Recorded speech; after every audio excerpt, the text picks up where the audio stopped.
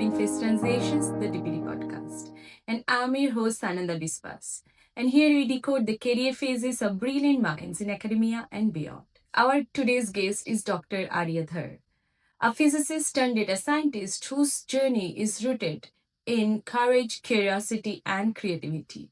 Growing up in Kolkata, India, Arya pursued his undergraduate degree in physics at St. Xavier's College before moving on to complete his master's degree in physics from IIT Delhi, one of India's premier institutes. He later earned his PhD degree from the Indian Institute of Astrophysics, IIA Bangalore, where he deepened his research experience. He then moved abroad to pursue his postdoctoral studies before eventually transitioning into industry. But what makes Arya's journey most interesting is not the institutions he attended. It's the mindset he carried through each phase. As a child, he allowed himself to daydream, to imagine freely, to explore ideas without fear. The habit of having fun became the quiet but powerful engine behind his creativity. Also, his father encouraged him to always search for multiple solutions to a problem. During his PhD, his supervisor advised him to build his own collaborations, to approach people, initiate conversations, and to create opportunities rather than waiting for them. In this episode, we weave together his milestones with the inner process that shaped them. We talked about the global exposure he gained, how he approached self learning, and why imagination is not a distraction but an advantage. We also explored the deliberate steps he took before transitioning into the industry. What was special for me in this episode is how parallel our journeys have been. So much so that I found myself going off on passionate tangents, almost forgetting that we are recording a podcast. This conversation is about taking one step at a time, embracing the unknown, and understanding that not having all the answers is not a weakness, it's part of the process. So, let's begin. Welcome, Arya, to our podcast Decoding Phase Transitions. We are really glad to have you here. Thank you, Shananda, for inviting me and look forward to our exciting discussion and let's see how it goes. I think you have an interesting career path and very exciting journey towards the path that you have found now. So you started your journey back in Kolkata, your academic journey. We basically hail from the same region, same background. And then you have traveled to many continents and you have finally found your base in Berlin right now. Mhm. Let's go back a little bit to your origin story. So, tell us a little bit about your childhood and when is the first time that you found your love for science or physics or mathematics? So thanks for the question. And yeah, then get back to my memory lane. My childhood was like any normal kid, city kid, I would say.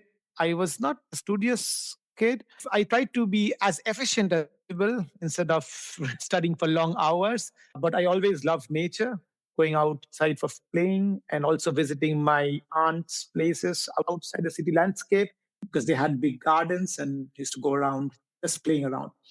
That's where I think I started to find like trying to find logic behind every action, trying to find pattern. I always try to find pattern, or even while walking, jumping and walking, I used to find repetitive patterns or something like that. And it was just maybe for me it was a crazy, but maybe it helped to shape future. I did my schooling in St. Xavier's Collegiate School in Kolkata, and actually I chose school because I had some other offers, but I chose this school particularly because it had three big games. So I would definitely encourage young listeners to make use of the greenery around you and just go out and play. In fact, our principal used to make rounds during lunch breaks to see any kid is inside the classroom, and then he would encourage go out. We were divided into different teams or groups, I would say, or we used to call it a house, and based on the color and some saint. We used to like somehow make connections between ourselves, and there was competition. But I would say competition in a very not harmonious way, Okay. not healthy way. But most competition was in the sports field, not at the education level. It was very nice. In fact, it was not declared who was ranked the first or second or third. No, it was never disclosed or were even encouraged in pursuing this higher. We had a percentage, like if you got this percentage, but never disclosed that, oh, you had a rank one. Of course, we knew who got the best marks, but it was good. That's very interesting part that from the childhood, this sense of sports and its discipline that entered in the schooling system very much, but then the competition that also is a part of many schools in that region that was not included. It's very refreshing to hear.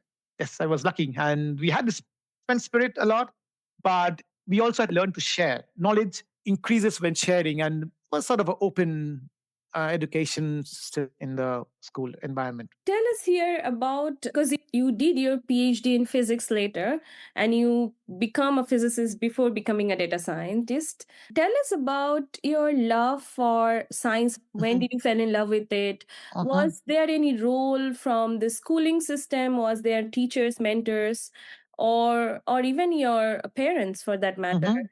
Did they influence you to find your first love for science? Interesting question. And now that I think of, so actually, I did like all the subjects, even till 10th grade, in history and geography for that matter. I used to discuss with my grandfather and my grandmother and my father also about history, about Indian independence and before that. So I was a very curious student to know about history and also geography. For 10th grade, for example, I was extremely interested in mathematics. And there was a very interesting childhood in that sense. If I got stuck in a mathematical problem and I approached my father, can you please help me out with this? Now he would always say, yeah, I don't have to come later, come after, come tomorrow, come something like that, and always delay that process. And at some point, I used to get frustrated and then try to solve it myself. So then I somehow, from that early age, I had this self learning technique, which really helped me later on a lot, especially in PhD and in industry for sure. So I always knew that, okay, if I get stuck, give some time, learn by myself, and I am pretty sure I can find a solution which fits my knowledge, my capability. It may not be the best solution in the market, but it works. And then in the school, I would say we had teachers, not too inspiring teachers. I loved mathematics a lot. Physics, I liked it. I won't say I loved it as till grade. I because we didn't have great teachers. I went to private tuitions outside, but that was interesting. At least till 10th grade, this teacher, the school teacher, he did not really give you lectures. So we should sit around him, and if he had any problems, ask him. If you're stuck in a concept, ask him, he would explain. If you are stuck with a problem, ask him. So that's why it was a very different kind of learning experience. The view were like mixed grade. People were like from 9th grade to 12th grade sitting in the same room, and people asking him, sir, are you free now? Can you just explain this to me? And then he would explain and then say, okay, do these problems. And then he would do that there. So it was a bit different kind of learning experience there outside school. And then in school, I would say when I reached 12th grade, so my physics marks were actually lesser than other science subjects like chemistry and mathematics. I did decide on choosing computer science, not biology. I knew that I won't pursue biology or medicine in that matter. Let me interrupt you here because his decision, this was not common, right? Most of the science major students at that time, they were choosing these combinations: physics, chemistry, biology, and math. What prompted you to choose computer science? And that brings me also the question that many of the people around that region, because I come from that region, I know that they want to go either in medical or engineering later in their life. I was also choosing different path from early on, but I think that is very rare. And how did you not come to that pressure of following the more general path the friends are pursuing? What prompted you to take that decision? I think there are a lot of things to unpack there in that single decision to choosing the computer science. True. Well, I must thank of course, my parents, because they never pushed me towards following the general fascination towards medical and doctor or even engineering, I would say, for that matter. My parents always stressed the fact that as long as you are enjoying and you're getting marks, even good, bad, it's a very relative term, but they never stressed that you should be the first. And at 10th grade, I just decided that I would do computer science, although I did not, or we did not have any computers at home. So no, I didn't have a computer at my home at that time. And still, I wanted to do that because it was somehow, for me, I realized at that early age that computers and mathematics are very related because there was some sort of logical flow, which I understood later on that mathematics and computer science are extremely related to each other. But since I was extremely fond of mathematics, computer science was a natural choice. And as for the funny reason why I did not choose biology or towards medical, I was somehow extremely scared of injections and syringes. It might sound very dumb or even stupid, but yeah, I was like, okay, no, I won't go towards that direction. No, it sounds totally determined what not to follow. That's why I chose in 11th grade and high school, I would say, the computer science. And I liked coding. I was I don't have too many resources to pursue it further, me towards even engineering, but somehow I realized that coding is fun and to think mentally, to make a picture of the entire flow of the code was somehow inbuilt or intrinsic to me. I also used to daydream a lot and when I was a young kid and think of crazy stuffs that helped me. I think imagination is always important at this point. Yeah. That now makes a lot of sense. Now, to go back to that journey and connecting the dots, basically, that you have kind of chosen this path, which is right now is integral part of your identity. Maybe, yeah, that's true. Yeah, we don't know the integral or not, but yeah, some part of your identity. But imagination is important. I think Yeah. it's very important to daydream. Somehow, I think daydreaming is it's good because you need to go to your mind palace and create your own mind palace and its surroundings. And because later on, when you have a problem, you to deal with it in a way that you can find solutions, different multiple solutions, and not get stuck. You are also pointing to a very important point that because daydreaming has such a bad connotation in it right now, and Reputation, yeah. most of it because I don't think people who daydream, we don't mean they do anything creative. And daydreaming is not what you are saying, is that the daydreaming is not to Waste live a time lazy life and being or idle. Yeah, to yeah. be idle, but also have thinking and have some connection, making some connection in your head, Mhm, and also be creative in that process. This is very important thing, I think, for any life you follow later, any mhm, mhm, career path that you follow. But you also touched upon another skill that you said it build up in your early childhood, that is self learning.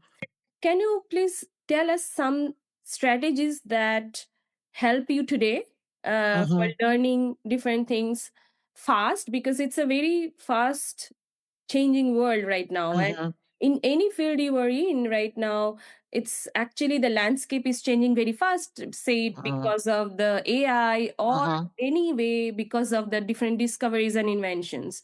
So what is your process of self learning, and if you want to give some strategy and tools Mhm, to our young listeners that they can follow in their life, mhm, implement in their life, mhm, and have this discipline of self learning mhm. very early on? Very interesting question because for me, the self approach evolved with age and professional life. So when I was small, I used to love, there was something called activity books, find solutions and small things. So there I already started to that, okay, how to find solutions, how to find these Puzzle. puzzles and all. Mhm. In school, of course, I used to, I think that technique I'm still using.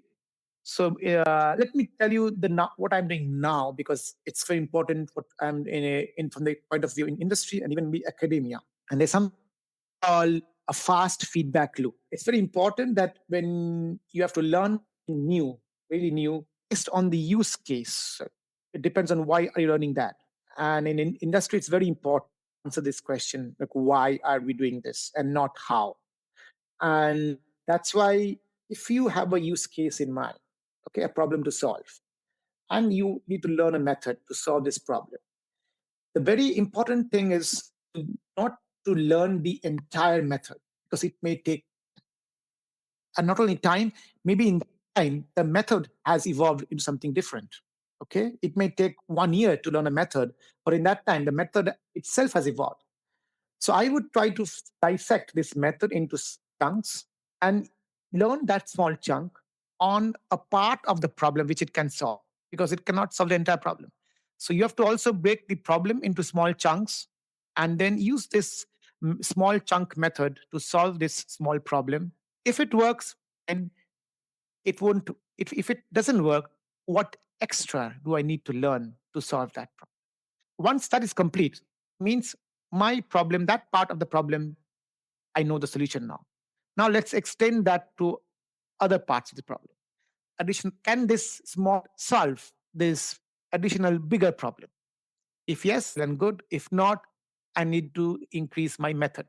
So it's a feedback loop. You see, first, of course, I have to break down the problem, and then the method. Okay, which method to use, and go on increasing and eliminating the additional things needed and optimizing it. It's very important is to optimize. That's how I do at present. I learn something new. I implement it, see if it's working, see if I understood. Unfortunately, I do not have the option of teaching that now, because when you teach, you actually understand that, yes, what have you learned? But I don't have that opportunity now. But if you have that opportunity, definitely try to teach what you have learned. That makes the foundation way strong. Thank you. This is very important suggestion, and thank you for sharing it. I think two important message. One is the feedback loop that you are saying. That's basically iteration. So Yeah. if you try a process and then improve upon that in the next iteration, so it has a feedback and you get some experience, and then Yes. include that experience into your learning again and apply it, right? So there is learning Absolutely. and applying together simultaneously going, and in each step you are enhancing your Mhm. learning power. Yes. And even And if you second, fail, even if you fail, it's not to worry, because the knowledge you gained would be there. yeah, That's important. that's perfect. And the second thing, I think, basically, it's all of us can vouch it, that teaching basically helps you to learn effectively and smartly, and also you test yourself how much you have learned. So Yes. next time, Yes. also I think professors in great universities, they do it. They teach it 1 year. They take the feedback from the students, and then they improve their teaching the next year. Mm-hmm. So it's also Mm-hmm. they do a iteration loop as we are talking Yes. about. Absolutely. Um, It also shows the fallacies in your knowledge. It True. might have that there are loopholes and gaps in the knowledge. And normally, when you teach, the students come up with questions, and because the students, yeah, in the young minds have absolute empty slate, and they ask wonderful questions. Because I have some experience on teaching, and I know that the questions they ask actually question my own knowledge, Mhm. my own understanding, and that really helps to improve self.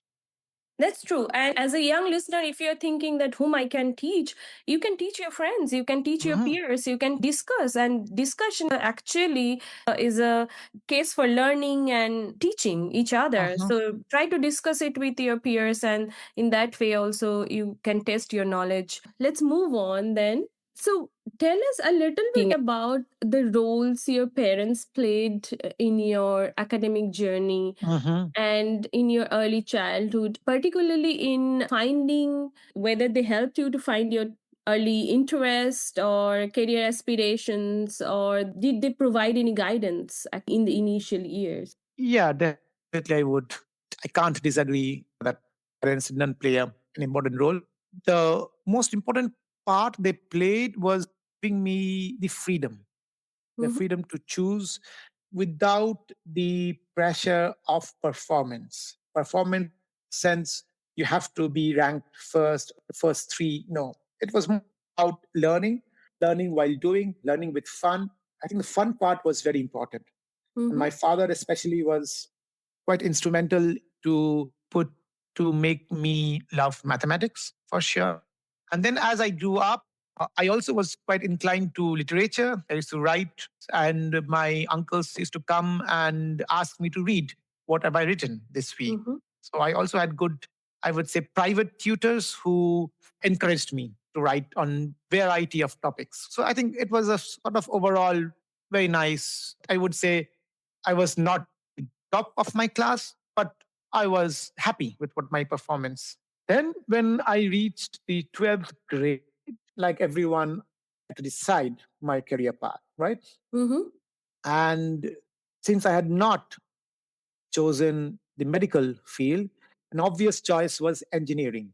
I did sit for the exam, for the entrance exam, and my rank was not bad. I was like, quite good. However, at that point, somehow, maybe some sort of a revolt nature inside me was born or started to speak. And I decided that I would not go to engineering. Maybe again, the concept or the perception of engineering at that point was okay, you do engineering, you find a job. That's it. And no one seemed to have fun. That's why I said the fun. Because whoever I talked to who were studying engineering were just, yeah, it's a sort of pressure, but not fun. And I was not too interested in doing something just for a job.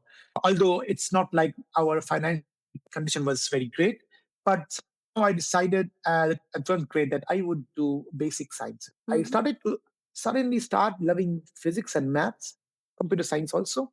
Not too much of chemistry, unfortunately. And my father somehow gave me the full freedom that choose what you want to do.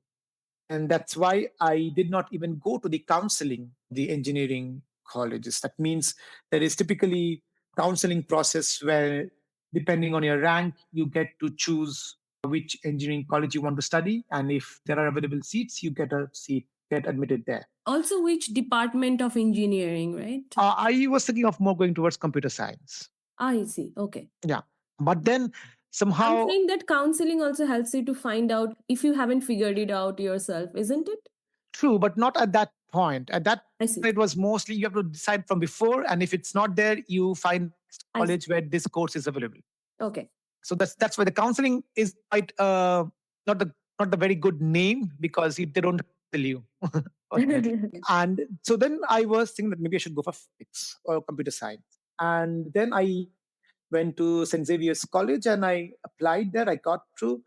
And I decided between physics and computer science that somehow physics was more close to the real world.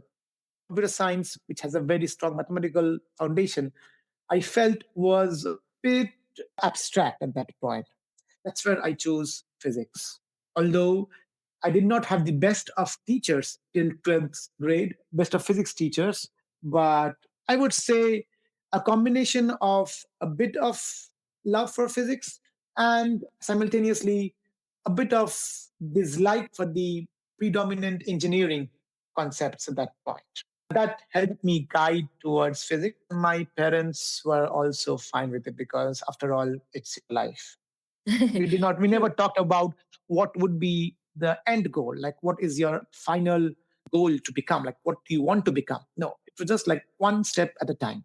So first study what you want to do after your school. Fantastic.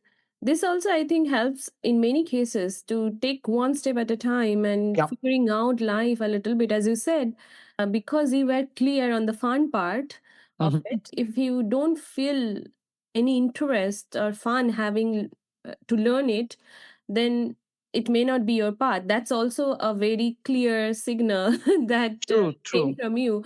So it also guided you, I think, your choices in a great way. So in that case also, if you know what not to have and what to have, Mhm. that sometimes you may not find the whole path in front of you, but taking one step at a time Mhm. really Mhm. helps. You Yes. mentioned also that your father playing an instrumental role for you to find love in Yes. mathematics. Could you tell us a little bit about how did he encourage the interest in you, or maybe you had an inborn talent, but then how did he find a way to guide you towards your passion? I think one of the things which he pushed for was to find multiple solutions to the same problem. So that means thinking out of the box. So there would be one typical solution and one a bit different solution.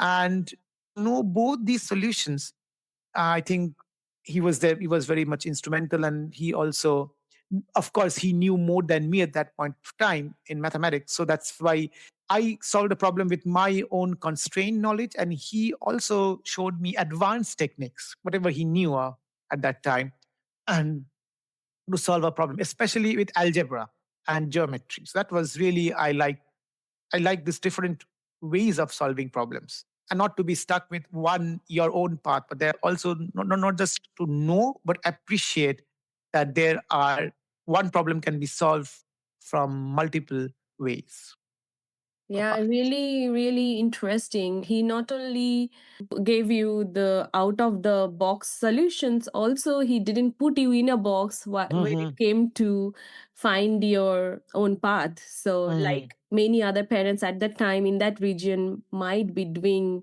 Hmm. unknowingly.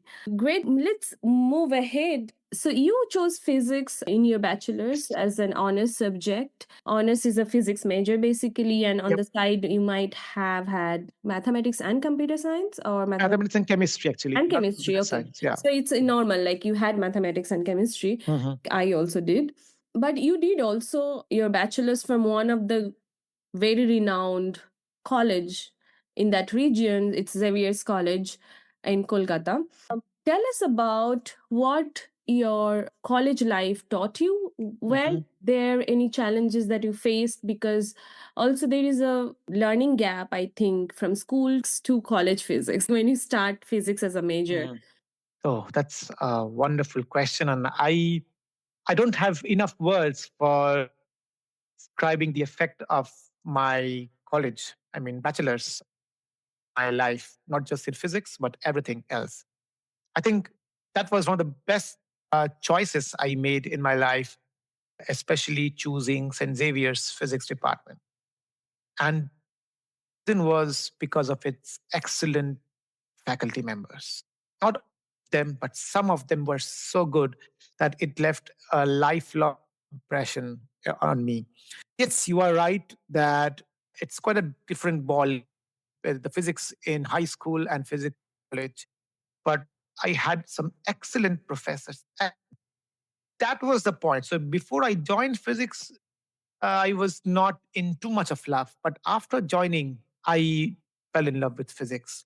And it was, I myself, but just to find the beauty inside physics.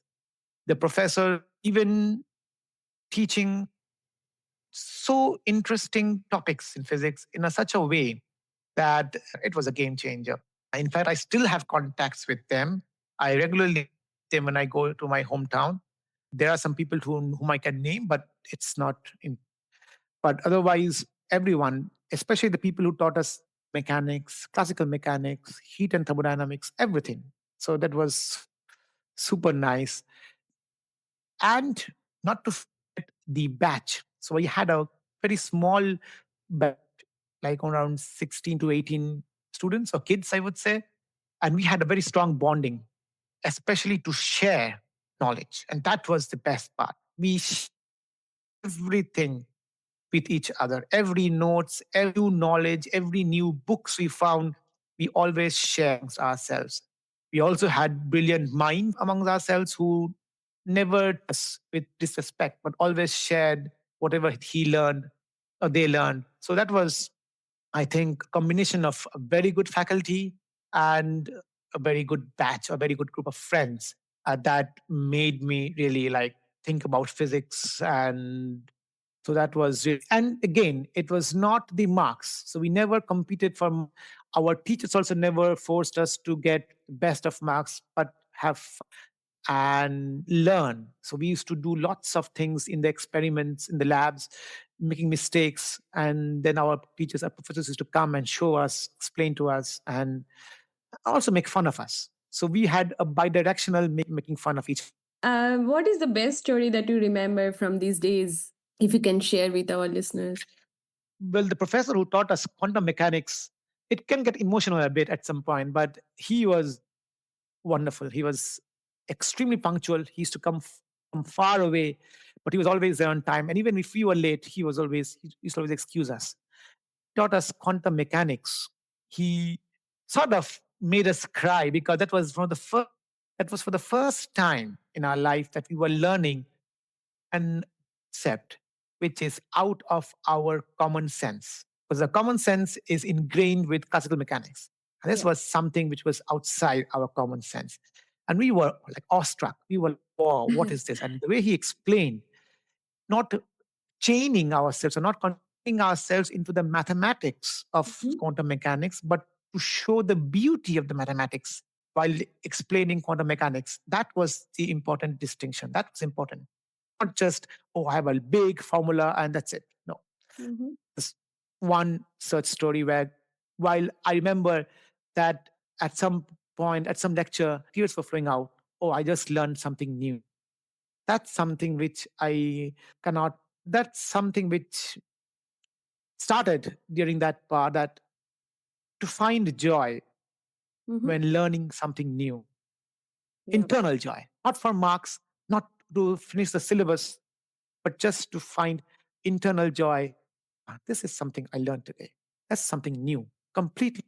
And so this person, and then other people, but To well, him? he's no longer anymore. He's passed away. Professor Albert Gomes. He was our quantum mechanics teacher. But of course, I can't doubt taking the name of Professor Anand Dasgupta. He's now a professor at IISER Kolkata. And there's also a story.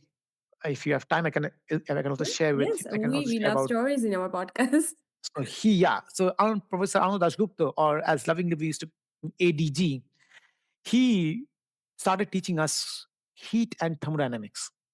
From surface, it might look a very boring subject, heat and thermodynamics. Not the most interesting of them all. But he chose a book which was not local. It was chose a very sort of I would say a bit advanced book, Zeman's. The That's the first day, best book in the market, actually. To tell you the truth, I think if anybody is trying to learn thermodynamics yeah, and statistical mechanics, maybe not, but thermodynamics, that's the yeah, best book in the market any day. yeah.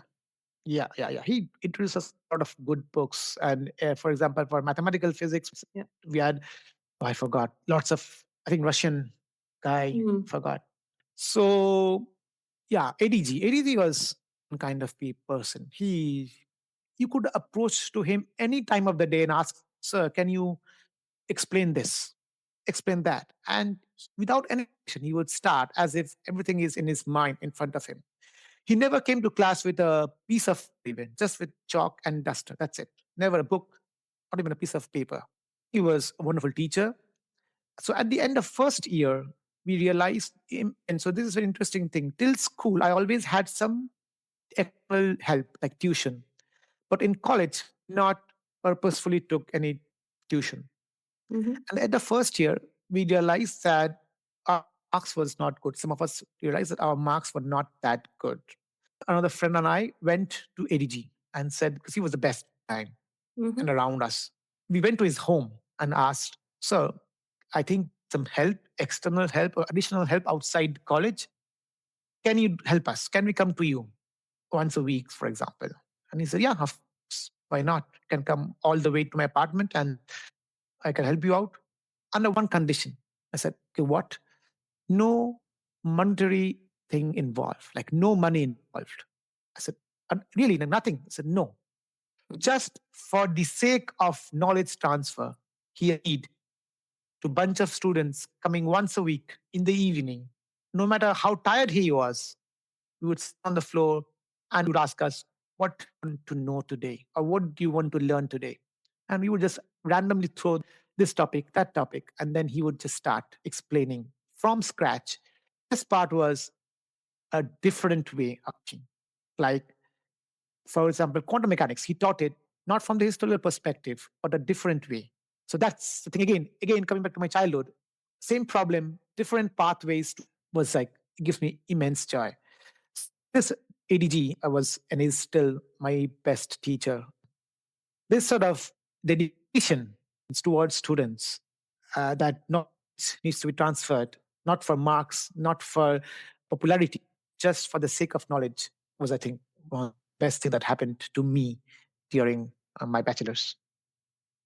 Such an inspiring story, and such a good teacher, like rare to find in this world today. Nowadays, Mm-hmm. Mm-hmm. who can dedicate their life only for the good of the students and the Mm-hmm. sake of learning and teaching, and And which without any structure. exchange, nothing. Yeah. And to extend it, to interrupt, not just physics. We talked various things about movies, about economics, whatever came to our mind. That's what I said. Anything came to our mind, we would just shoot at him.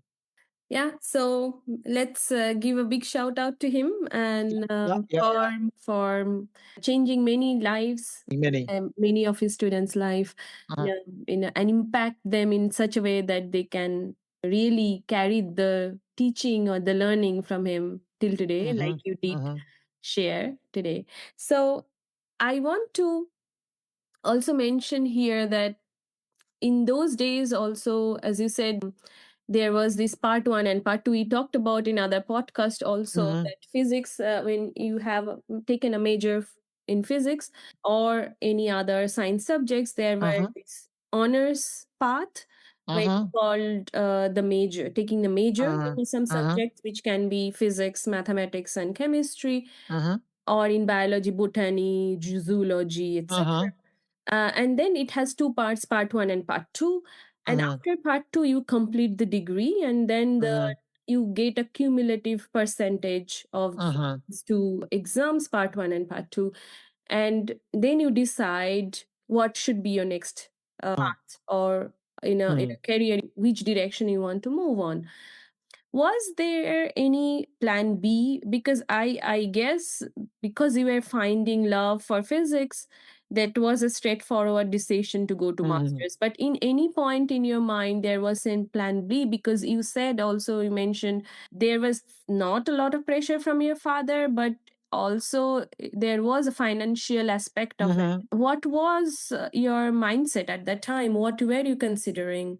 That's super, very, very deep question. And I was in complete love of physics in bachelor's, and every family already saw that inside me, that this guy will just go in physics. That's why my father never even raised the question on when would you get a job. Mhm. And and since I did not face that question, I decided that let me continue pursuing my love for physics and go for masters. Although I did not secure very good marks at the part one, part two, I did okay, and the entire overall average went up a bit.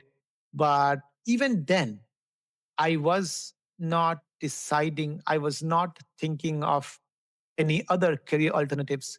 I was just thinking, okay, if I don't have marks, okay, what all places are there which can admit students not based on marks, but maybe based on additional exams, additional admission tests. So I was always looking around in all over India, where can I further study physics for masters? If it was based on marks, and I would have a tough time to get admitted in any university. Luckily, I got sort of good enough ranking in an admission test for doing masters in IITs, like Indian Institute of Technologies in India. It was called JAM at that It time. was called JAM, the Joint Admission. And by the Yeah, way, or a side note to our listeners, we kind of in the same batch, if yeah, you can say that. We are exactly. not classmates, we were Yeah, never classmates, but we appeared for our educational journey actually by parallel. So yeah, in the same year he was appearing for JAM, I also appeared for JAM, yeah, yeah, and exactly. we completed Yeah. our bachelor's and master's in the same time, in the same Mm-hmm. years, and Same schooling year. also in the same year. So there are a lot of parallel stories here, and I also am going down my memory lane when you are sharing yours. Yeah, um, yeah, yeah.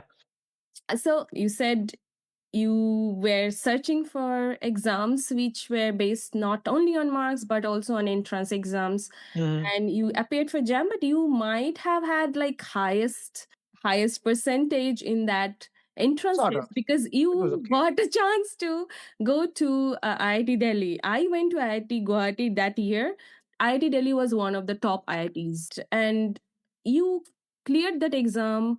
Then, with that, with such a great opportunity came that you went to masters on one of the Mhm. elite institute in India. So I think that was quite some success story there.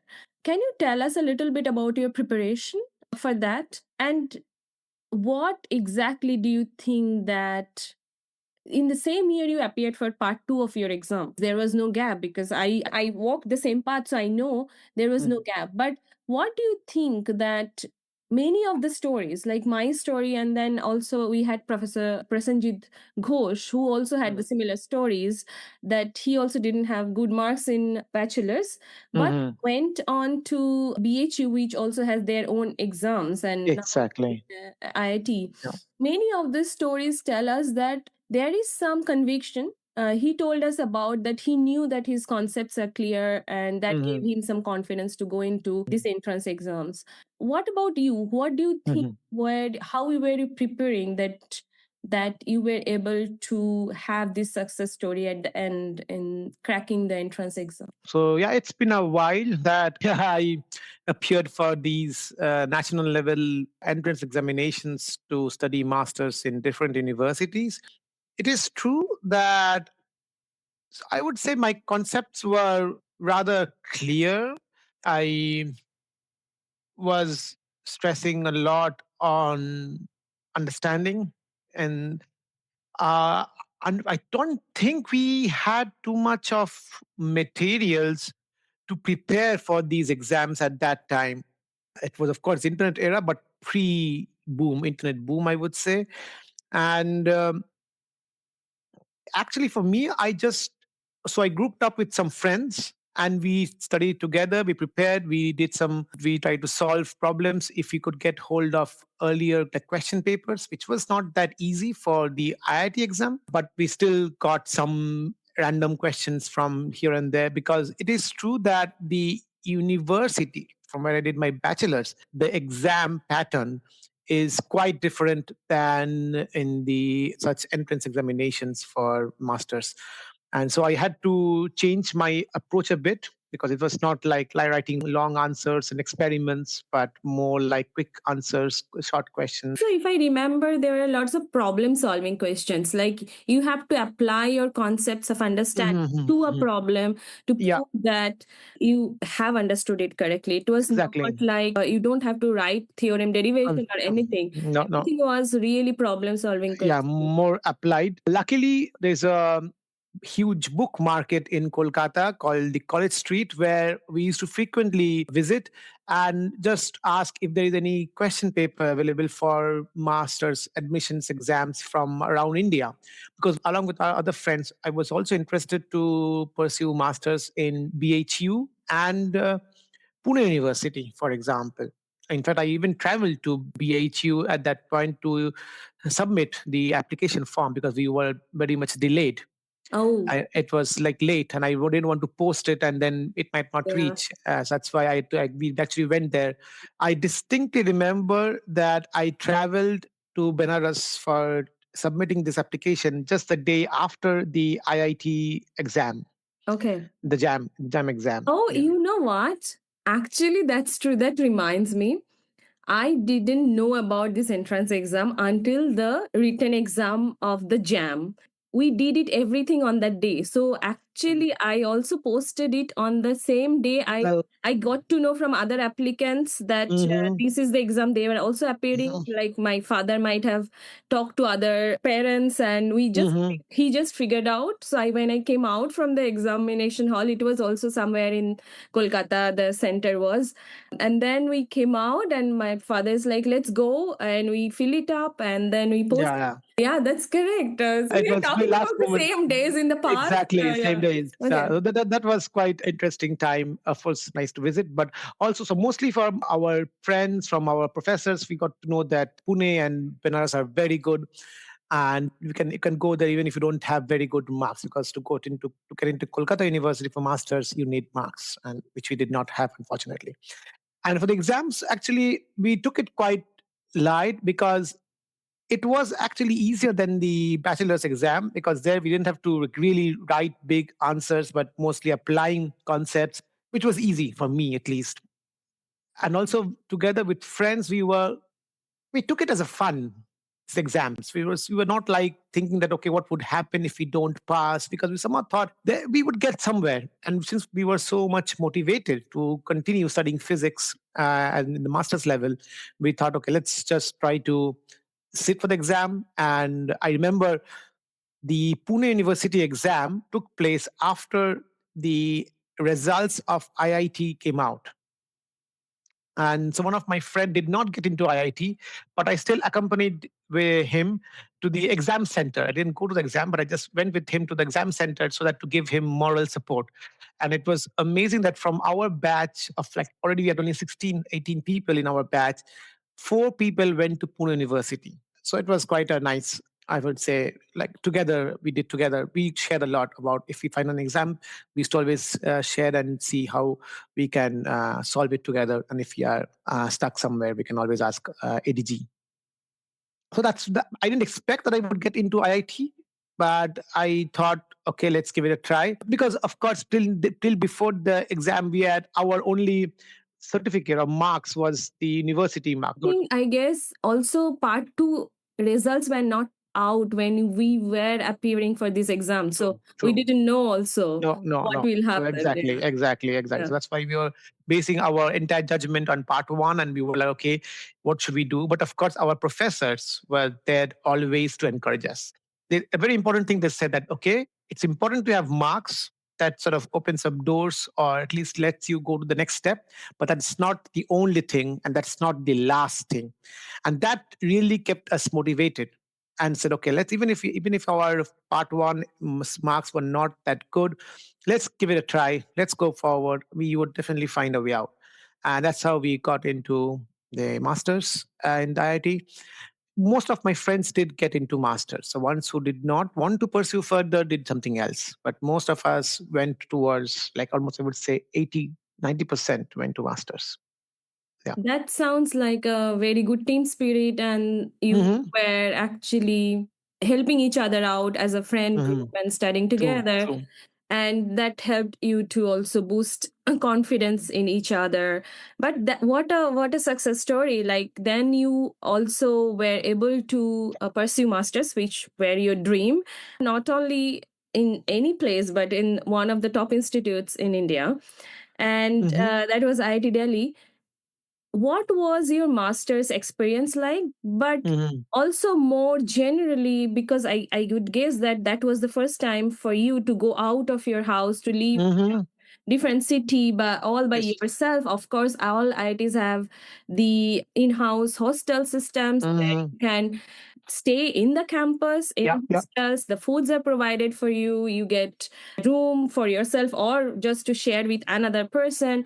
Everything is taken care of in that Mm-hmm. sense, but still it's a new experience Yes. for anyone going out for the first time, living in a different city. What were those challenges? First question is that. And the secondly, can you shed some lights on your experience studying physics in IIT Delhi? What was the whole experience like? And are there any challenges that you faced because you were Mm-hmm. going from this different examination setup? Like in your bachelor's, there was this yearly exam, or even the part one was like one exam in 2 years, but then you went to semester system.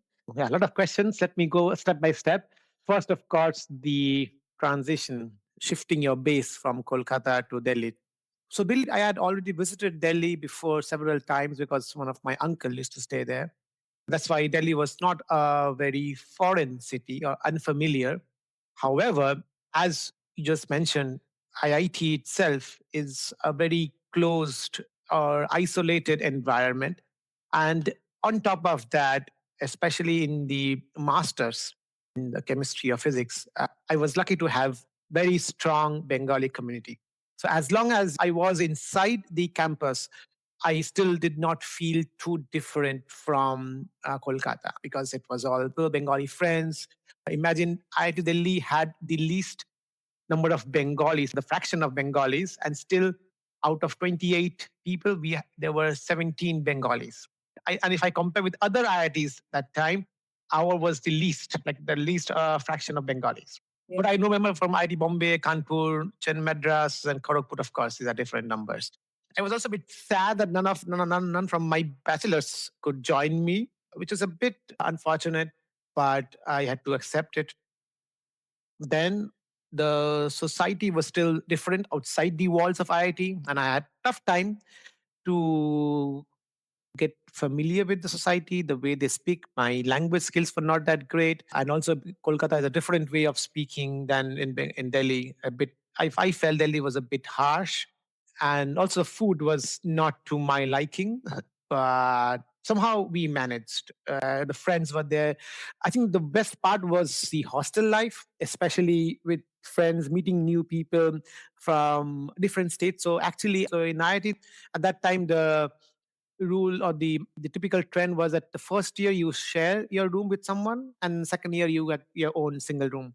But luckily I had a roommate from Telangana and we became quite close friends, and then we decided to stick together and we stayed together in the same room for 2 years, which was super nice. And he was doing his MTech in, I think, soil or rocks. It did not take much time for me to adjust to the new situation. I was not too sad because I was okay. It was fine. I had friends and all. A family was there somewhere. Regarding the experience in the IIT itself, from the academic point of view, I would honestly say I was a bit disappointed, especially coming from St. Xavier's with such a wonderful faculty and supporting faculty, encouraging, motivating.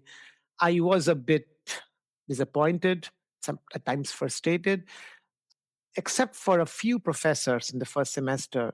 I would say even two, max two or three. I did not like the way things were taught, firstly. Secondly, since now people were in our batch, there were people from other parts of India, mostly north, I would say. I could feel the difference in the level of knowledge. And that was, I won't say that was not the frustrating part. It can happen that we have different syllabus, different. But because of that, our professors could not teach us advanced topics. So, for example, quantum mechanics in Kolkata University, we study quantum mechanics for 2 years and in a lot of details, really a lot. Whereas in people coming from North India, mostly Delhi or around Delhi, their quantum mechanics, whatever they had learned, was very, very limited. And so I remember in the first week, the professor who started at a very high level, and we were extremely excited because it was, again, a different way of learning quantum mechanics.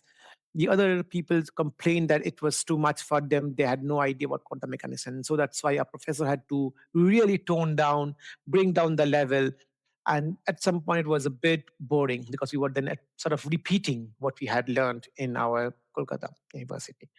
The mathematics was really good of these people in North India, especially complex analysis, which somehow I felt in Kolkata was lacking.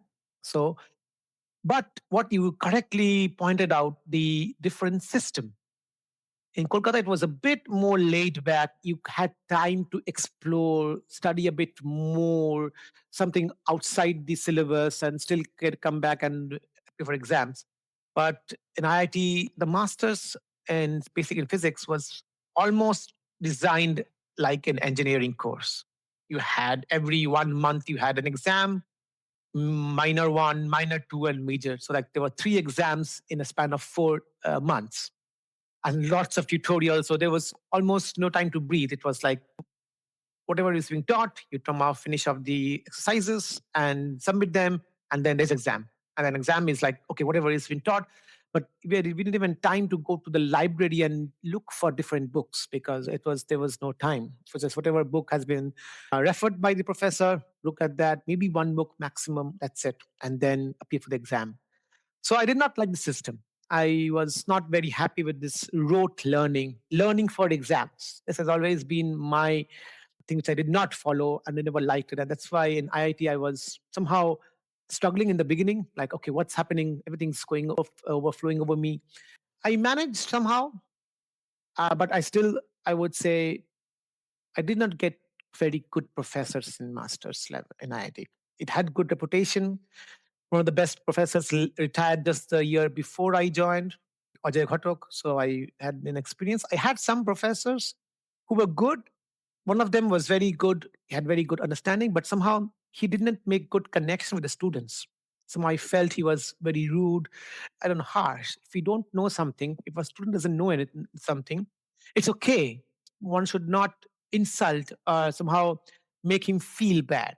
And that we didn't know that because in Kolkata, we were always encouraged, okay, if you don't know, ask questions. And in the IIT, we were like, okay, if I ask questions, would I look dumb? So at some point, I was stopped asking questions, and it was very bad.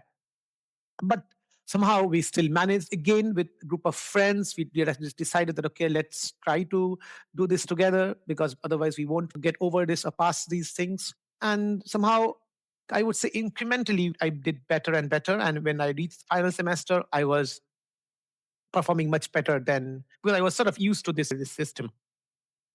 And also the project. At that point, I got introduced to cosmology, which was this I liked really a lot. And I did some programming for the thesis, master's thesis.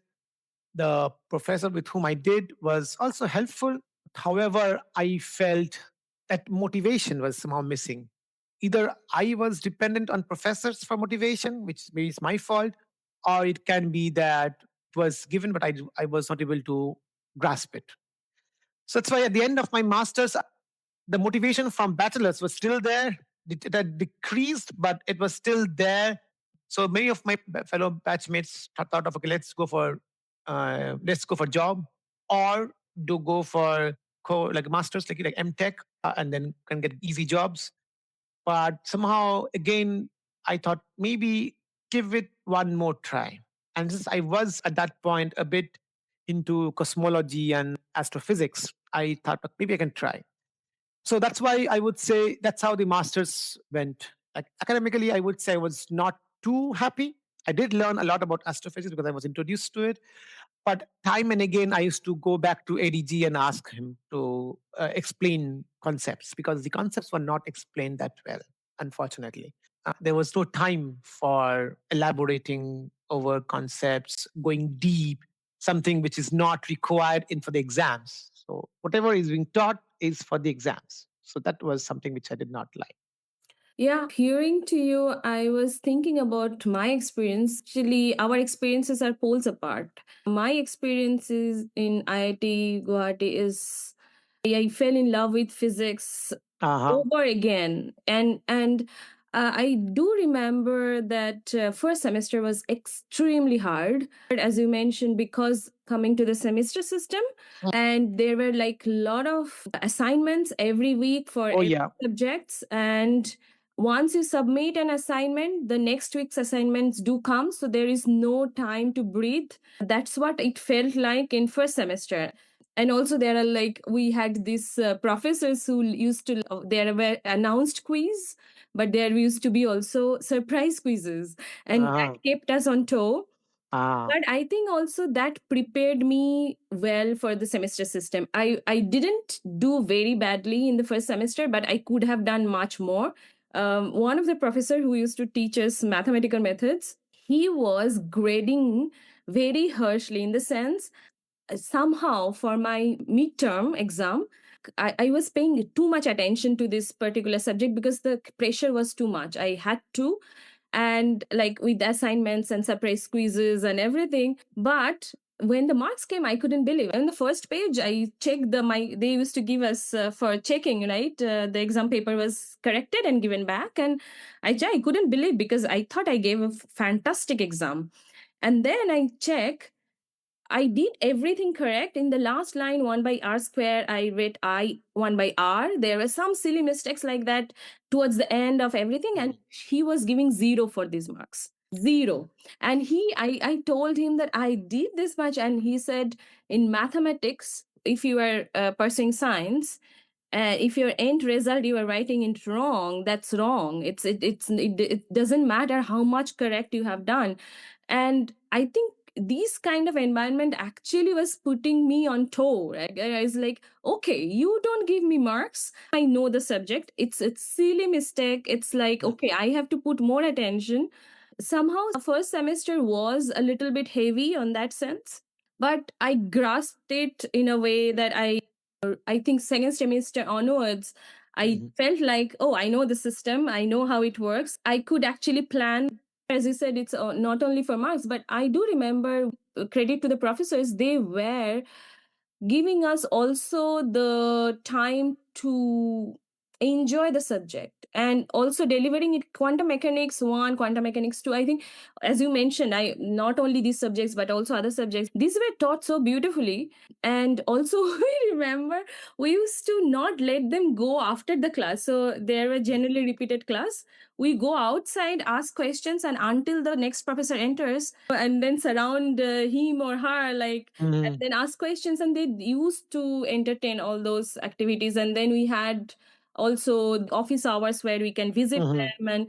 And somehow I also felt like all the subjects were taught so beautifully that in mathematical methods, when some concepts were introduced, then electrodynamics also we were dealing with that thing. So it was such a beautiful, I don't know, I felt like, oh, I am in heaven. It's Yeah, it felt that's like that. well, that's what I always say. Do not go by the. It's not a good idea to go by the name of the institute because it might look very good, but professors might not be that good for you. But that's why I Also, said, sometimes maybe it's the cohort that gets affected. yeah, You said, like, because there was some vacancy that was made by Professor Ghatak in, yes, maybe they were adjusting their system to yes. The person who assign came the the things. person who came to replace Professor Khatak was very good. But again, I told this because of the difference in the knowledge level, he had to really tone down. He was very good, but there were other professors. But Yeah. in general, Delhi had a very strong, good optics department for sure.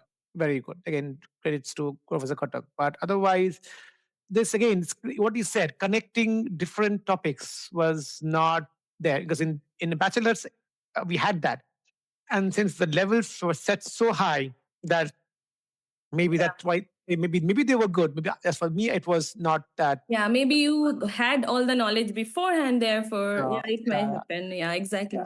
but what you said is correct that we prepared. Now we sort of after first semester we realized that okay, how to work with, how to deal with this system because we have to now, since we are now in system, we have to somehow finish it off, and that's why now we became now used to it. Okay, okay, we can have fun outside the academia and then also be ready for the exams. We didn't have surprise quizzes like what you said, only for one professor who used to ask something small every class. Like for the first 5 minutes, he would ask something and then give it like submit the results. Just for the two questions, and that's it. But it did prepare. It did make train me to prepare for exams because you are always preparing for exams every month. So preparing for entrance exams or exams after masters. So that sort of preparation, that mentality. Okay, we need to somehow get to the exams, which was not there in my bachelor's. That sort of came, and I got trained to go through that. And in a related topic, I also want to mention that I think the training in IIT, all the through the examination or through everything, is also problem solving oriented. It's not ever a derivation of anything. You are not asked to write a derivation in the exam. At least it was not for us. It was always problem oriented, problem solving oriented, and therefore. In the entrance exams, also, like if you later went to the gate or NET, that is also the same level of problem Yeah, solving. Therefore, it actually prepared a little bit more in some yeah. in that. We did derivation in the class, but I think also the questions were set up in such a way, at least for us, that you had to think a little bit over that what was taught. You have to do a little bit addition to yourself, or thinking, or creatively understand the concepts beforehand and apply it in in a way. Thank you for it was fun Yeah, remembering all those moments yeah, yeah, yeah. with you. Let's now move to this next part of your journey, that is deciding what to do after your master. hmm And you said your cohort, a lot of people were thinking about lots of other options. What was your mindset back then? What were you thinking? And how did you come to a decision to go for a PhD in Indian Institute of Astrophysics in Bangalore? Yeah, so definitely in our batch or cohort, people were thinking other options. But my immediate cohort was still, we were still sort of motivated enough to continue physics. And I was also thinking that maybe it's too early for me to start doing something for more like a job oriented or industry oriented thing. I was not prepared for it. I thought maybe there is still things to learn and explore in my life, and PhD is one of them. Then what happened was, yeah, I gave exams. For example, different I got through EDC Net and JEST. I had large interest to do my PhD in astrophysics, cosmology, and because I was really into GTR and other such topics. And at that point, I was not sure whether I'm good enough for a PhD. At this point, I would like to interrupt because I think we didn't focus on this. For your master's, which project you did in which subject, and also tell us about a little bit your introduction to cosmology and astrophysics. I Okay. think not a lot of IITs do offer these in the Oh master's. yes, yes, yes. So that's we. I was lucky that we had a professor who offered relativity and cosmology.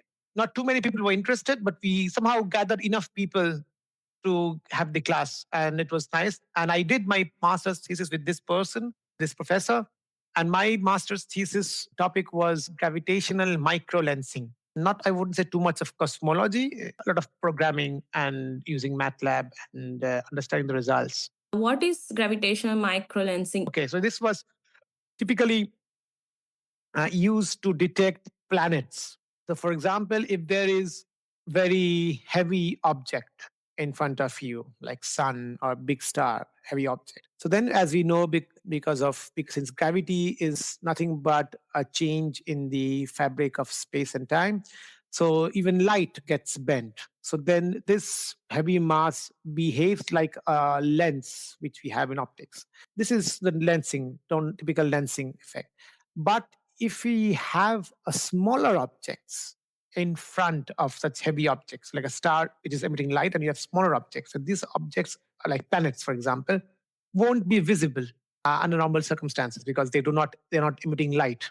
Using gravitational microlensing, that means it is lensing effect, but done by smaller objects, you can still be able to detect these objects and its mass, how big they are. And this is by looking at the images, because of the lensing effect, you will see some virtual images.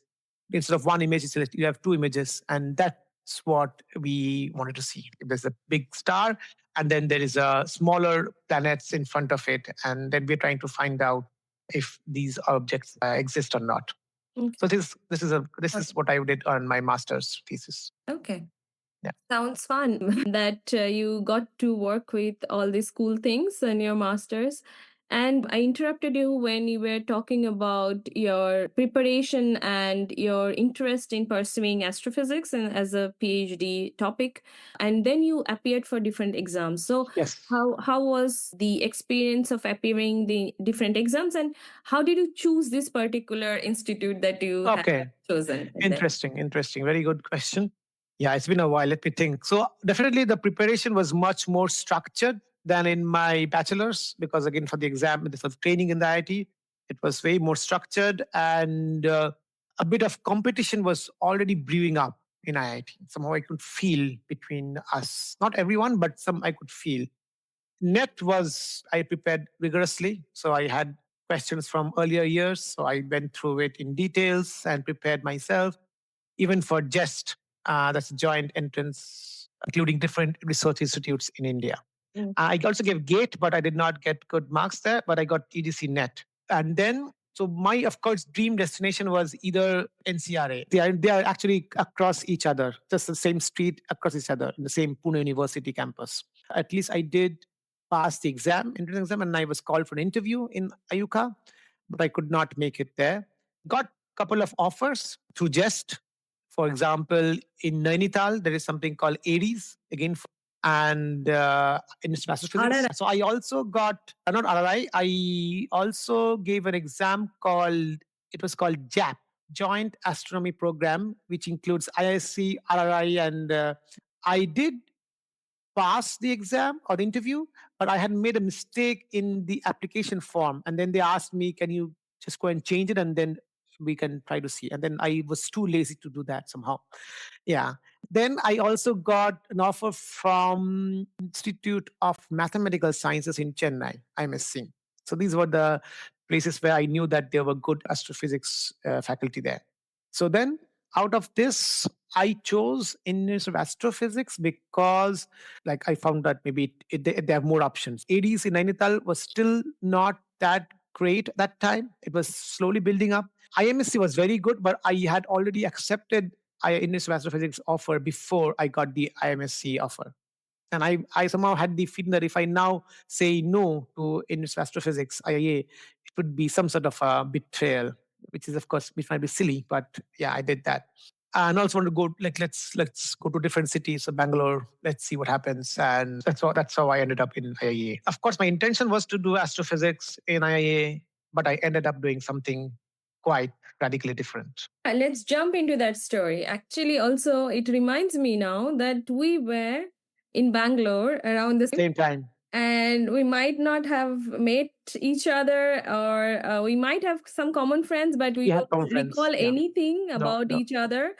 And yeah, so they there again our path might have crossed or not crossed, we don't Yes, know. yes. But it was exactly the same years that you and I were in Bangalore. I was doing the Absolutely. PhD in JNCSR and you were at IIA. Yeah, but quite far away. Like Yeah, you were these in the institutes are extreme quite north, far away. That's true. extreme north, and we were in extreme south. But we had common friends for sure, and I have also visited your institute a couple of times. Maybe we just crossed each other Yeah, passing maybe, by. maybe. Yeah. But But you said that you changed your mind after coming to IIA about which topic you want to choose as PhD topic.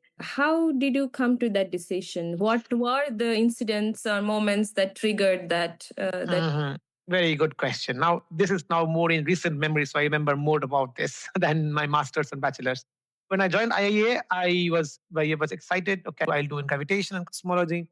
But then I realized that there were only a couple of them who were doing cosmology and gravitation. Most of them were doing either observational astronomy or astronomy instrumentation, more like engineering, like building up telescopes, or solar physics, for example. But that also was not cosmology, but more like magnetohydrodynamics. And on top of that, there was a very strange rule in our institute that any professor can take a maximum of two students. It was a ridiculous rule. Maximum And of two PhD student at the same year. no, at the same time. As a beginner PhD student, only two. No, it was even worse for us. Oh, I see. A professor can have maximum of two students at one single point of time. What? That's the worst part. It's not like two people can join every year. Two people Oh. in the at any point of time. So the So group if consisted of three people, the PI and two PhD students. yes, This is ridiculous. although it is true that IA got very less number of students than JNCSR. For example, in our batch, there were only 8 people, which was the highest till that point. Every year, like maximum 2 or 3 people would join. Okay. So it was we were the majority. So I was a bit sad. I had a bit interest in one guy who was working on solar physics, but then he was full. So his quota was full in that sense. The coursework was nice. The coursework was really nice. So now again, I sort of felt a bit the love of physics came back again in PhD first year. We have to do coursework. So typically, the first year you do different courses offered by your institute or by your associated institutes in some program and all. And at the end of the year, you choose, if you pass the exams and all, you choose professor. It's like a combination, it's a very weird combination of the system in US, because there also one has to do the first year coursework, but that actually corresponds to a master's, because the bachelor's is 4 years in US. And that system sort of got carried over to India, although we have finished 5 years of studies. But it was good because then I got to know more about the different astrophysics topics, stellar astrophysics, solar, even mathematical part. And it was good. We had good professors. Some were really good. Actually, we got very good professors because we went to ISC and RRI for courses. There were different very good professors. I remember even one professor who was teaching us stellar astrophysics. She had an open book exam, 48-hour exam. For me, it was Who the was first this? time. Firoza Sutaria. Okay. And she gave us exam. It was 48-hour long. So we took the questions. She just told that do not access the internet, but otherwise she had trust somehow. So I took the question paper, kept it in the bag, and then went to play. I thought maybe I have 48 hours. Why to worry? And then came back in the evening and started to look at the library and see what is there. And then slowly, and they were open questions, which didn't have any proper solutions, more like a research problems. So it was tough. But I was very happy with the exam and I got good marks. But not just that, but I was happy because the professor also was happy with what I had, my approach. But then we had a special quantum mechanics course by professor because some students wanted to know about quantum mechanics. And this professor, he sat in the same corridor as mine, but I never had interact with him before. He was a bit recluse. And then in this quantum mechanics course, I was blown away because the way he taught, the depth of knowledge he had, and the way he interacted with students, that made me really feel good. Although he was a faculty in an IIA, like the Astrophysics Institute, however, he worked on more non accelerated particle physics, like physics beyond standard model, parity violation, CP violation, atomic clocks, electric dipole moment, those sort of topics. But he had also started working on quantum many body system or ultra cold atoms. There was one guy who had joined a couple of years before me, so he was also working on this field. So I went and talked to him, and he seemed to be a very nice person. And luckily, one of his student was just about to finish his thesis and pass out. And I thought this is the perfect opportunity. And I had no competition from my batchmates because they had all chosen their other respective, more based on observational astronomy and their topics for research. And I thought this is a chance. Let's go there. Of course, out of these two topics, the physics beyond standard model and quantum many body physics or ultra cold gases, I chose the latter one because ultra cold gases had really sort of starting boom and there were Nobel Prizes being awarded and a lot of options were there. And that's how I joined him on a topic which is not at all thing to do with astrophysics. Well, one can stretch it. I mean, neutron stars, it's a quantum degenerate matter. But just for the thesis, we had to write that somewhere in the introduction. That's how I started my PhD journey. And interest in physics revived, I would say, in my PhD because I was extremely fortunate to have him as my PhD supervisor because that was a game changer. That was something which changed my entire concepts and my life, I would say, because we interacted so much, not just physics, but life, philosophy, cricket, food, everything.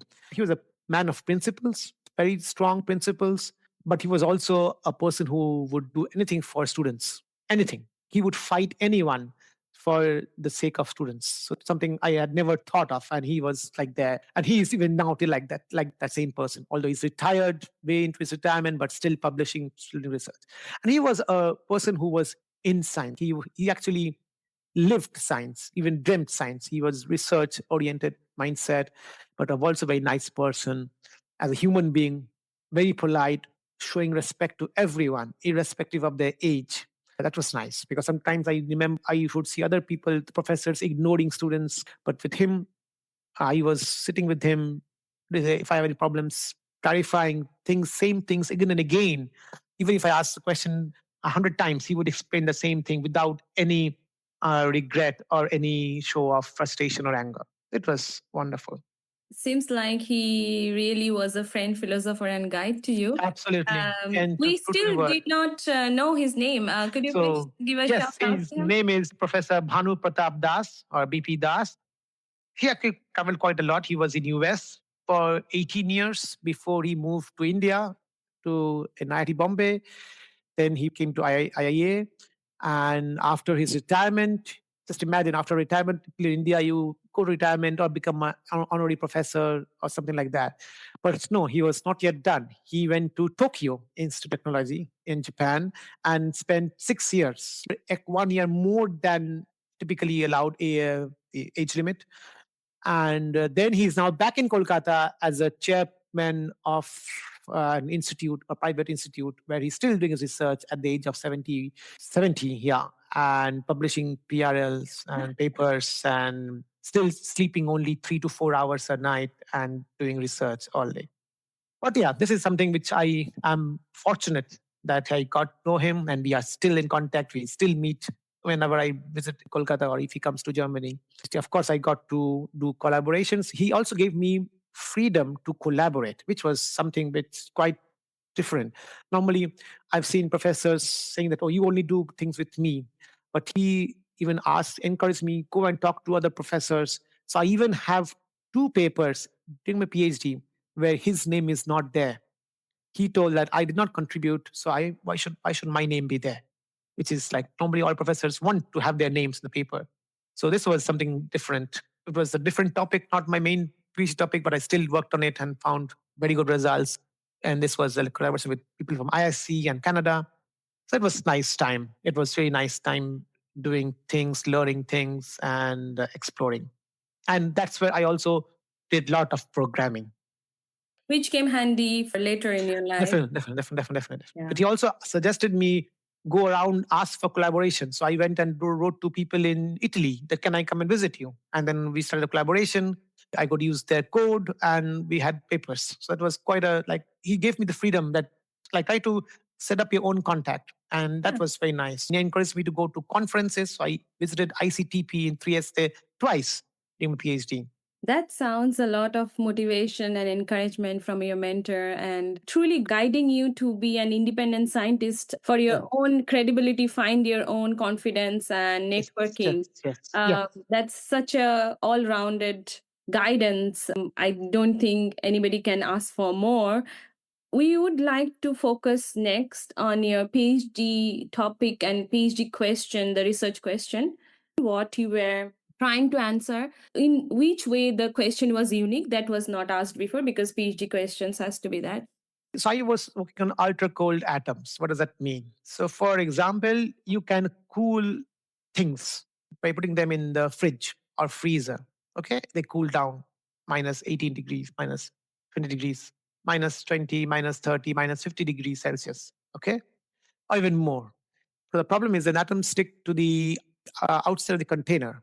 So it's not floating. It's no longer in a gas thing. It sort of becomes solid or it just sticks to the walls of the container. And if you are master's students, then you might have already heard about Bose-Einstein condensation, predicted by Bose and Einstein almost in now it's 100 years actually, 100 years of Bose-Einstein condensation. That's true. So there, as you know, there are two types of particles, fermions and bosons. So if you have bosons, they like to sit together in one chair, and fermions they don't want. They don't like each other. They don't have friends. Me being a friendly person, I chose bosons. That's jokes apart. Jokes apart. So these bosons, when they are cooled to really very low temperatures and they are confined to high density, then certain conditions are met, then they form a Bose-Einstein condensation. That means all of these atoms or constituent particles are residing in the same energy state. And this was experimentally observed in 1995, for which they received a Nobel Prize in 2001. Of course, how do you cool such atoms? You cannot cool it using freezer or various cryogenic methods. The way to do this is using lasers. And so lasers is like, so typically temperature, how can we see what is temperature? It's something like the kinetic energy. So if atoms are moving very fast, they have high kinetic energy, they have high temperature, like gas. If they're slow, then have low temperatures. If we can somehow use laser to hit them from all directions so that when they move, they hit and then they come back and then they sort of slowly they decrease their kinetic energy. They cannot move any more faster, so their temperatures go down. And that's how this is called laser cooling, for which people got Nobel Prize in 1998 or 9. Just for a short detour, these people who got Nobel Prizes, laser cooling and for the observation of Bose-Einstein condensation. So my PhD boss brought them to Kolkata for a conference on my first year, and I was there witnessing their lectures. It was just a dream, a dream.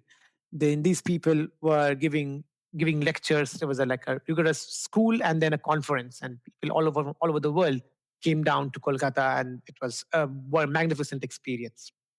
So yeah, this is Bohr's ice and condensation. Now imagine the place where you keep eggs, like a tray, where you keep eggs in each of these small wells. Okay, you keep the eggs there. Now imagine this sort of a structure, like a egg tray structure, being built by lasers. The potential landscape created by the interference of laser beams or counter propagating laser beams, like this this from all three directions. One can produce such a landscape. And now if you have a BEC, and if you load this BEC, BC is the the Bose-Einstein Bose-Einstein condensate, condensate. the Bose-Einstein condensate, if you load this Bose-Einstein condensate onto this potential landscape, then think of these atoms as balls, and then they would settle down in each of these wells like an egg. It can have one, more than one, depending on interatomic interaction or the depth of the wells. And what can happen is the atom can either jump from one well to another well. Mind you, these are quantum mechanical tunneling. Classically, it's forbidden. But quantum mechanically, it's possible. So they can jump, or if two atoms come, they repel, or they can also have long range interactions, like talking to each other from far away. Hello. So these, so my PhD thesis was to look into such interplay between interactions, potential energies, and kinetic energy, and find out new phases of matter. So quantum phases of matter. What does that mean? As we know in classical mechanics, we have classical thermodynamics, we have three phases: solid, liquid, and gas. But in quantum mechanics, you can have way more number of phases. And in such a potential landscape, either the atoms can freely move around like a superfluid, or they are like stuck at one place if the wells are very deep. Then it's like an insulator, it does not move around. Even if you tilt them or pass current, apply voltage, then it does not move around. So these are two new quantum phases. And my topic was to look at different quantum phases based on interactions, new interactions, and also the landscape. The landscape can also be changed based on laser intensities and wavelengths. So that was my initial thesis topic. But I then moved forward, and I understand and even started to look at why not look at the dynamics, not just statics like quantum phase, which are like the ground state phase diagram, but also dynamics, like what happens if I change the intensity suddenly. As you know, if you change temperature suddenly, going from say water to ice, then there are defects from in the ice. So I want to find out if there are any defects from how to measure this defect. So that's why while during the PhD, I thought of going beyond static and towards dynamics and looking at such topics. Like it was quite an open-ended topic. We knew something in the beginning, the first couple of papers, but then I went on beyond that and explored something quite new. Can you also focus a little bit on the uniqueness of that your approach and your question? Basically, I was looking at different types of this the potential landscape. So that is something important, and also interactions, which was not considered before. And also to find out the phase diagram and different limits, Yeah. different approximation schemes. So we were working in the one dimension, and that's why we were using a method which was extremely accurate. So we were using density matrix renormalization group method, DMRG, which was part of a broader class of method called MPS, matrix product states method, which is actually now it's very popular for quantum computing. That was a very accurate method for one dimension, not in two dimension unfortunately, but one dimension. And I went really deep into the method, so I also learned a lot about the method and then coding. And at that point I was using Fortran, but later on I made transition to Python. But what really was interesting is to understand the data. At that point, what can you see from the data? What sort of correlations can you find? So here we had to find correlations and between how the atoms are correlated between different locations or at different momenta. It also gave a sneak peek on how to look at the data, which helped me later on. Mhm. It seems like with your PhD experience, you also got a lot of exposures to travel to different places to see and Yes. experience the scientific methods Yes. and how the research is done globally. Yes. You invited a lot of, as you said, Nobel laureates, your PhD guide invited, and therefore you also witnessed that kind of Mhm. approach. You got also the opportunity to get independent within your PhD because you started networking independently and you got some independent collaborations. Mhm. What kind of life lesson you getting at that junction when all these different directions were actually opening up in front of you to broaden your horizon?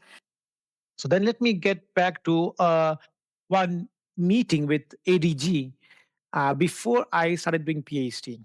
So I asked him, so sir, you know me so well for many years now.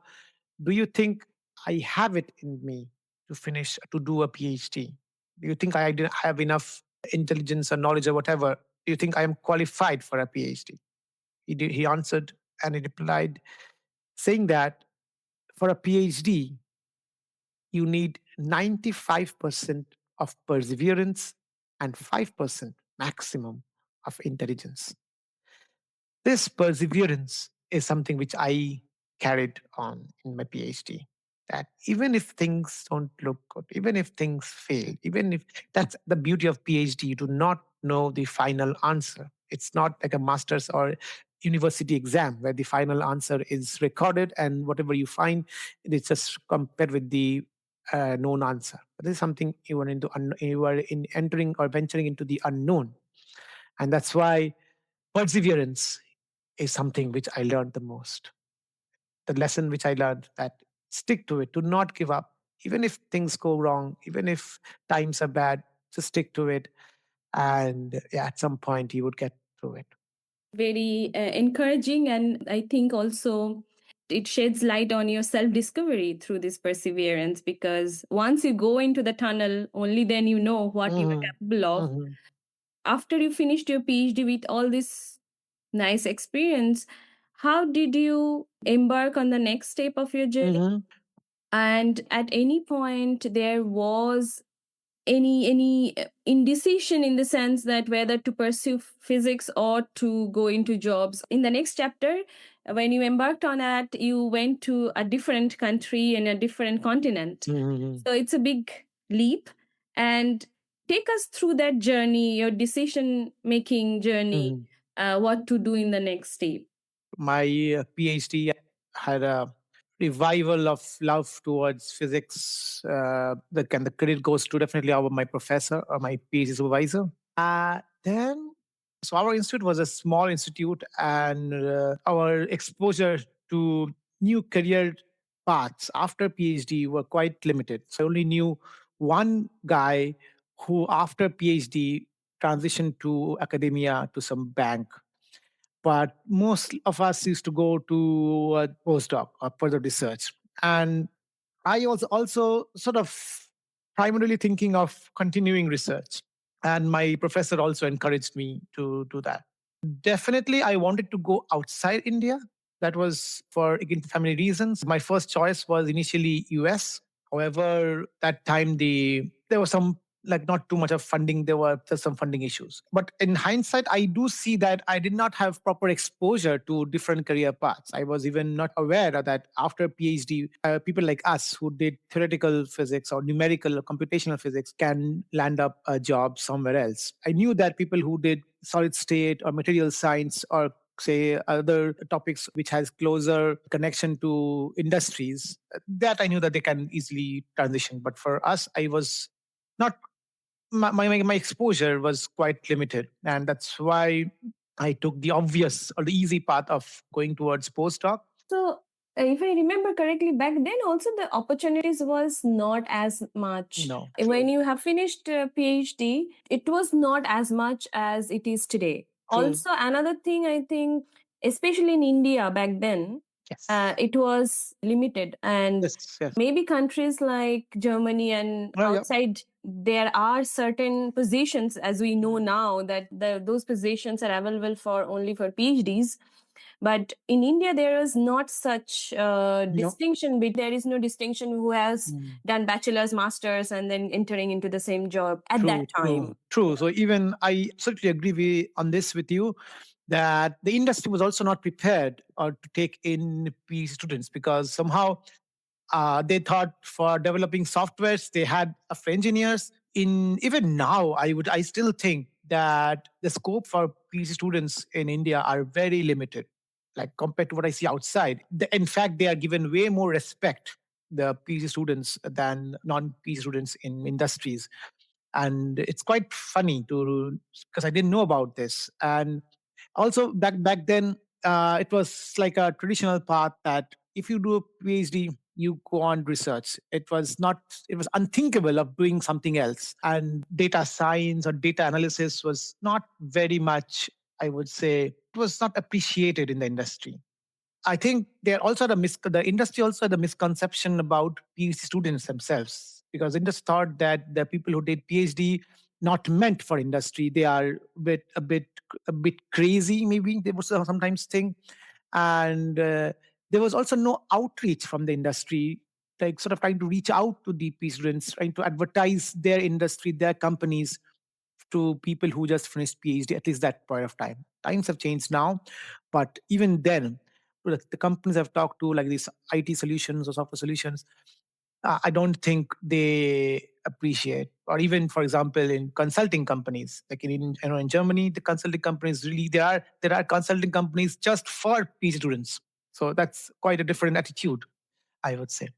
Yeah, so that was it. That because of lack of exposure, lack of both ways bidirectional communication, advertising, marketing. So I had not much of idea what can I do other than postdoc. You said that your initial choice was the US. Why was that? Because Or of family reasons. okay. Yeah. So then my girlfriend, but yet now my wife, had already moved to US, and I wanted to follow her somewhere in the US. But it did not work out.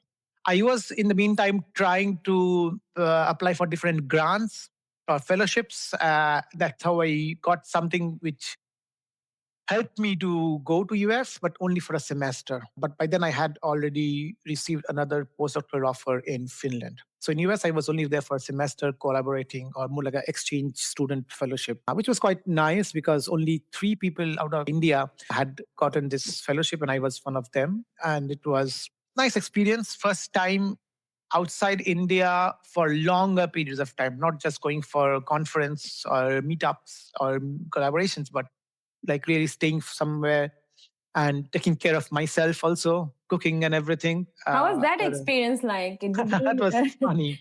Did That you was face any cultural shock or definitely cultural shock staying there. My landlady, my former landlady, with whom I still have contact, it's more than 12 years now, actually. Yeah. She sort of took it upon herself to introduce me to the American culture, taking me to block neighborhood parties. She was a Republican, so taking me to Republican fundraising parties. She even took me to shooting range, and I held a pistol, different types of pistols, and even a shotgun and a semi-automatic gun. So, like, yeah, she wanted to meet, have the the US experience, experience previous of guns? experience. She was some like really very much like she took her. So she also felt responsible for me, and then she took me to various places, and I also met her friends. Like she was an elderly lady in the mid 50s at that time.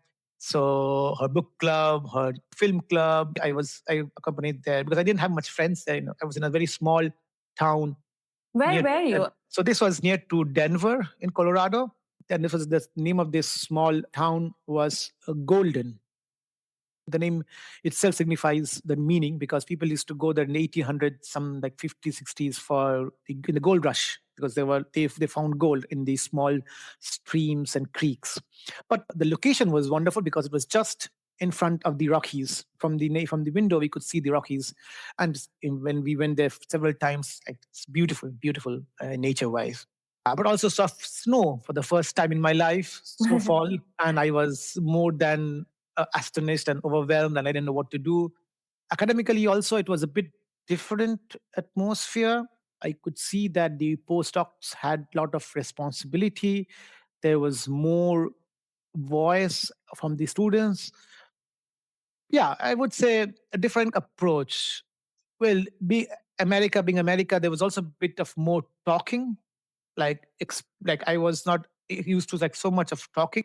Not all of them should be taken in with seriousness, but it was okay. I would say it was, at least at that point of time, I was very happy and to see this new culture, new everything. But then I went to, yeah, Finland. So I spent a semester in US and went to Finland, and that was a major culture difference and shock. Than Yeah. it, You actually have traveled quite a few continents and have experienced the work culture there yeah, along yeah. with the culture of that place. What were the big differences you were noticing between the US and the European academic settings? Definitely like less of talking and more of work. So which was really, at least the one I saw. I can't generalize it the entire US, but at least the professors with whom I worked in US and in Finland or Europe, quite different standards. Commitment.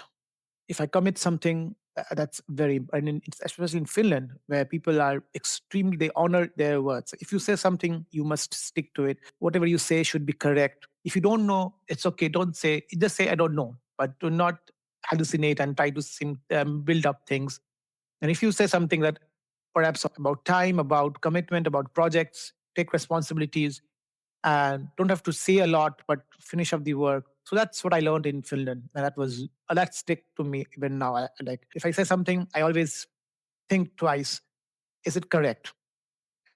Are there any loopholes? Do I have enough data to say that sentence? Even Finland was actually, I felt quite good because Finland, although has a reputation of people not smiling too much, but luckily I had colleagues who like my professor, my office mate, they really smiled way more, they expressed more, and they were lovely people. And yeah, I would say it was a wonderful experience in Finland, wonderful. And I had friends with whom I even have contact now. They even came to my wedding in Kolkata. So it was a very nice experience, and I learned a lot about, I think I matured myself there a lot. That sounds fantastic. You also had very short postdoctoral experiences Two before years, yeah. going to the industry. You also had experience in Frankfurt, Goethe University, Hanover. Frankfurt, and Hanover. So, those years in your postdoctoral years, how those experiences prepared you for the transition in the industry? What Uh-huh. were the transferable skills that you were getting? And maybe you can also tell us what was the transition moment when the thought occurred to you to and make a transition from the pure research to more Mm-hmm. applied, take that experience that you are Mm-hmm. having now to take all these expertise to an industry and apply it there. So after Finland, I came to Germany. So I was in Frankfurt and then in Hanover. I was still thinking of seriously considering of sticking to academia, applying for professorship positions in various places in India. Some of that did not materialize, and at that point, I decided that I cannot apply for another postdoc because, as you might know or you know yourself, that it's not a long term solution. You have to shift base from one city to another city, and if you have a dependency like a wife or a partner, then it also affects your partner, because then that partner also has to change the city. And it was getting a bit of like, we decided that maybe it's time to settle down at some. Also, you did before that couple of times long distance with Yeah, yeah. We have had a maintained. long Yeah, time. We were yeah, outside, like yeah, separated of in different course. Yeah. cities, different countries, different continents. We realized that at some point it's important to settle down. We first, of course, tried going back to India. Things didn't materialize. And then came Corona around 2019, 20. So already in 2019, I was thinking that maybe this is not working, getting a faculty position in India. I should have backup plan. I cannot just keep on doing postdoc, because I could extend the postdoc for one more year, but that is not a solution. What can I do which can make me go ahead and settle down somewhere? That's when I was talking to some of my friends, or rather, someone whom I met in a conference almost 8, 9 years back. He had done PhD, was a postdoc, similar field, and I had contacts with him. And then I saw a notice that he had changed his field from academia to industry. And then I talked to him. I talked to different people. who had made this transition. What is it? How did it go? How easy is it? What are the options? Because some people went to being a software developer, some people became consultant, and some people data scientists. Consultancy was not an option for me because of two reasons. One was language skills in Germany. In US would have been easy because I know I had a very good friend in US who went from academia to industry, like a consultancy, and then did good job. The first, of course, is language, and second is it requires a lot of traveling. Typically, not always, but typically, and I had to be careful about that. So then consultancy was out, and then software and data science, the data related stuffs. Of course, I loved coding, but I did not want to become just a software developer to write codes and that's it. For me, it was too abstract and not very interesting. That's my personal view. And then that's where I decided that maybe data science is good because it's with data, which I have worked with. It's with modeling I've worked with, and try to interpret the results, getting the insights, and moreover, it had a business impact. So I could really be useful, and my voice would be heard in a company, wherever it is. And then I started to prepare myself. I tried to learn, did some online courses, and then even started to apply here and there, small places. And I realized that although I might have technical knowledge, but I'm not ready for industry. There was not that I realized that I couldn't answer small things, basic things about which are more like HR questions, I would say, and business questions, because I didn't have a business mindset till then. For me, it was still okay, I have a problem, I'll solve it anyhow. And then that's where I talked to again some people, and it was Corona time, pandemic time. So I could not find any course which is on site, but there was luckily one course which was online, and that was specifically made for people who wants to transition from science to industry, or rather science to data science. That's why the course is called Science to Data Science, and the founder of the course was astrophysicist. So Where I did you was find this course? Which platform? it's own platform. Okay. It's a company who organize this course twice a year, maybe thrice. I don't know. Maybe it's now it's thrice. I'm not sure.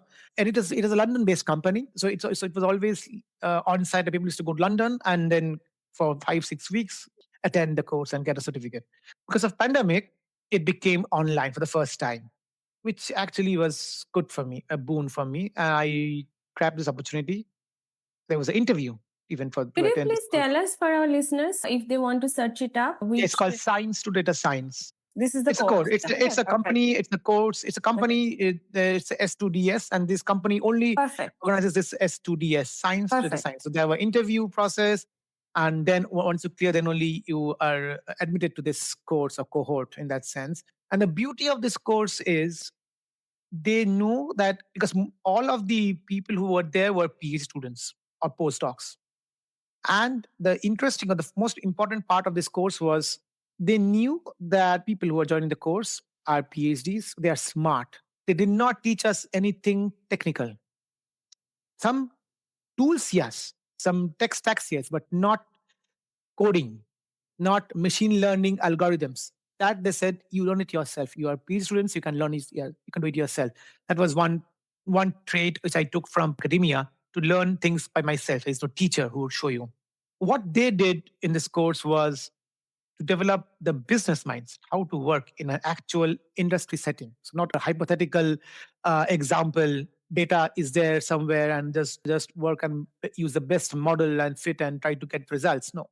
So for 5 weeks, 5 to 6 weeks, we were divided into groups of five, and then you work closely with an actual company on a project which would really make a mark on the company. So the company wanted to gain something from this project. It was not just a theoretical project. How did this help? First of all, now you know how to communicate with the company people, how to talk, how to not talk about technical details, but how to communicate more important things, how to work in a team. In academia, you of course have collaborations, but 95% of the time you work alone. How to work in a team, how to collaborate, how to communicate, and in an agile way. Third part was how to work in a dynamic setting where things might change, focus might change, priorities might change. So these were really important things which I learned. And the fourth and most important thing is to ask the right question.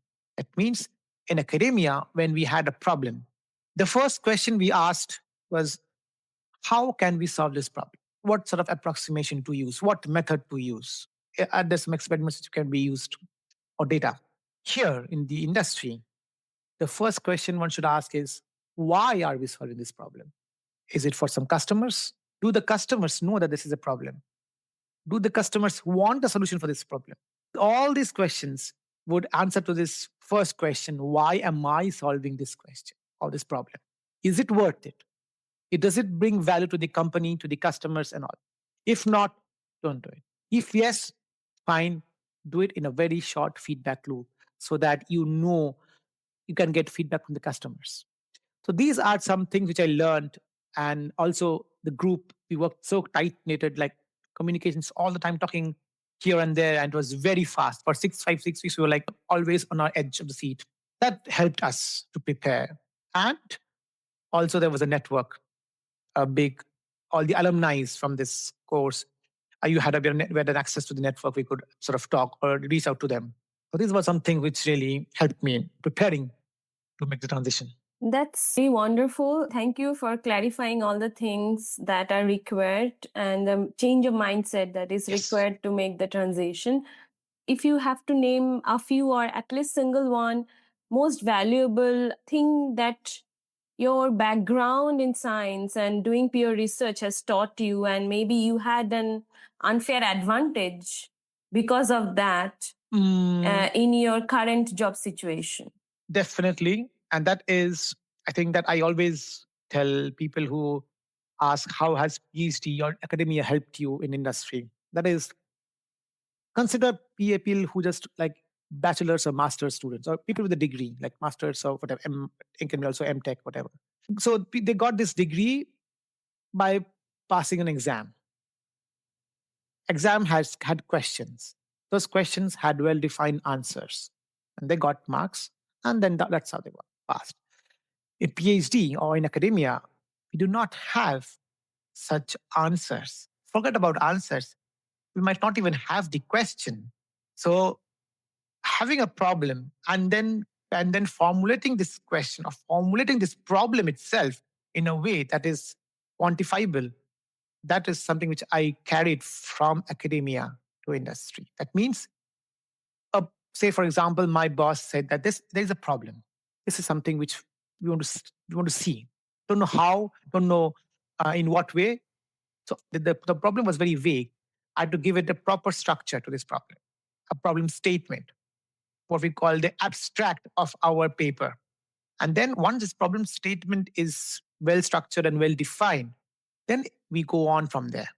So this sort of approach where our problem is not even properly defined, forget about the answer. People Is sometimes it similar to finding the research gap in the research setting when we have to first search literature and find the research gap? Where is the gap where you can contribute? Is it not similar to that? not necessarily, because you won't, even if you find the solutions, you might not have access to those from other companies or Oh, comparing yeah, companies. So that's we don't true. have access to those solutions. Yeah. So we have to find our own. It might be that we are doing the same problem, but we do it ourselves. But the main thing is to define the problem so that it's clear and break down the problem into small tasks. In industry, we have to really show the progress or at least track our progress and development. And that's why we have to break down a big problem into small chunks, tasks, subtasks, uh, which is not then academia. Academia have the big problem and you do it.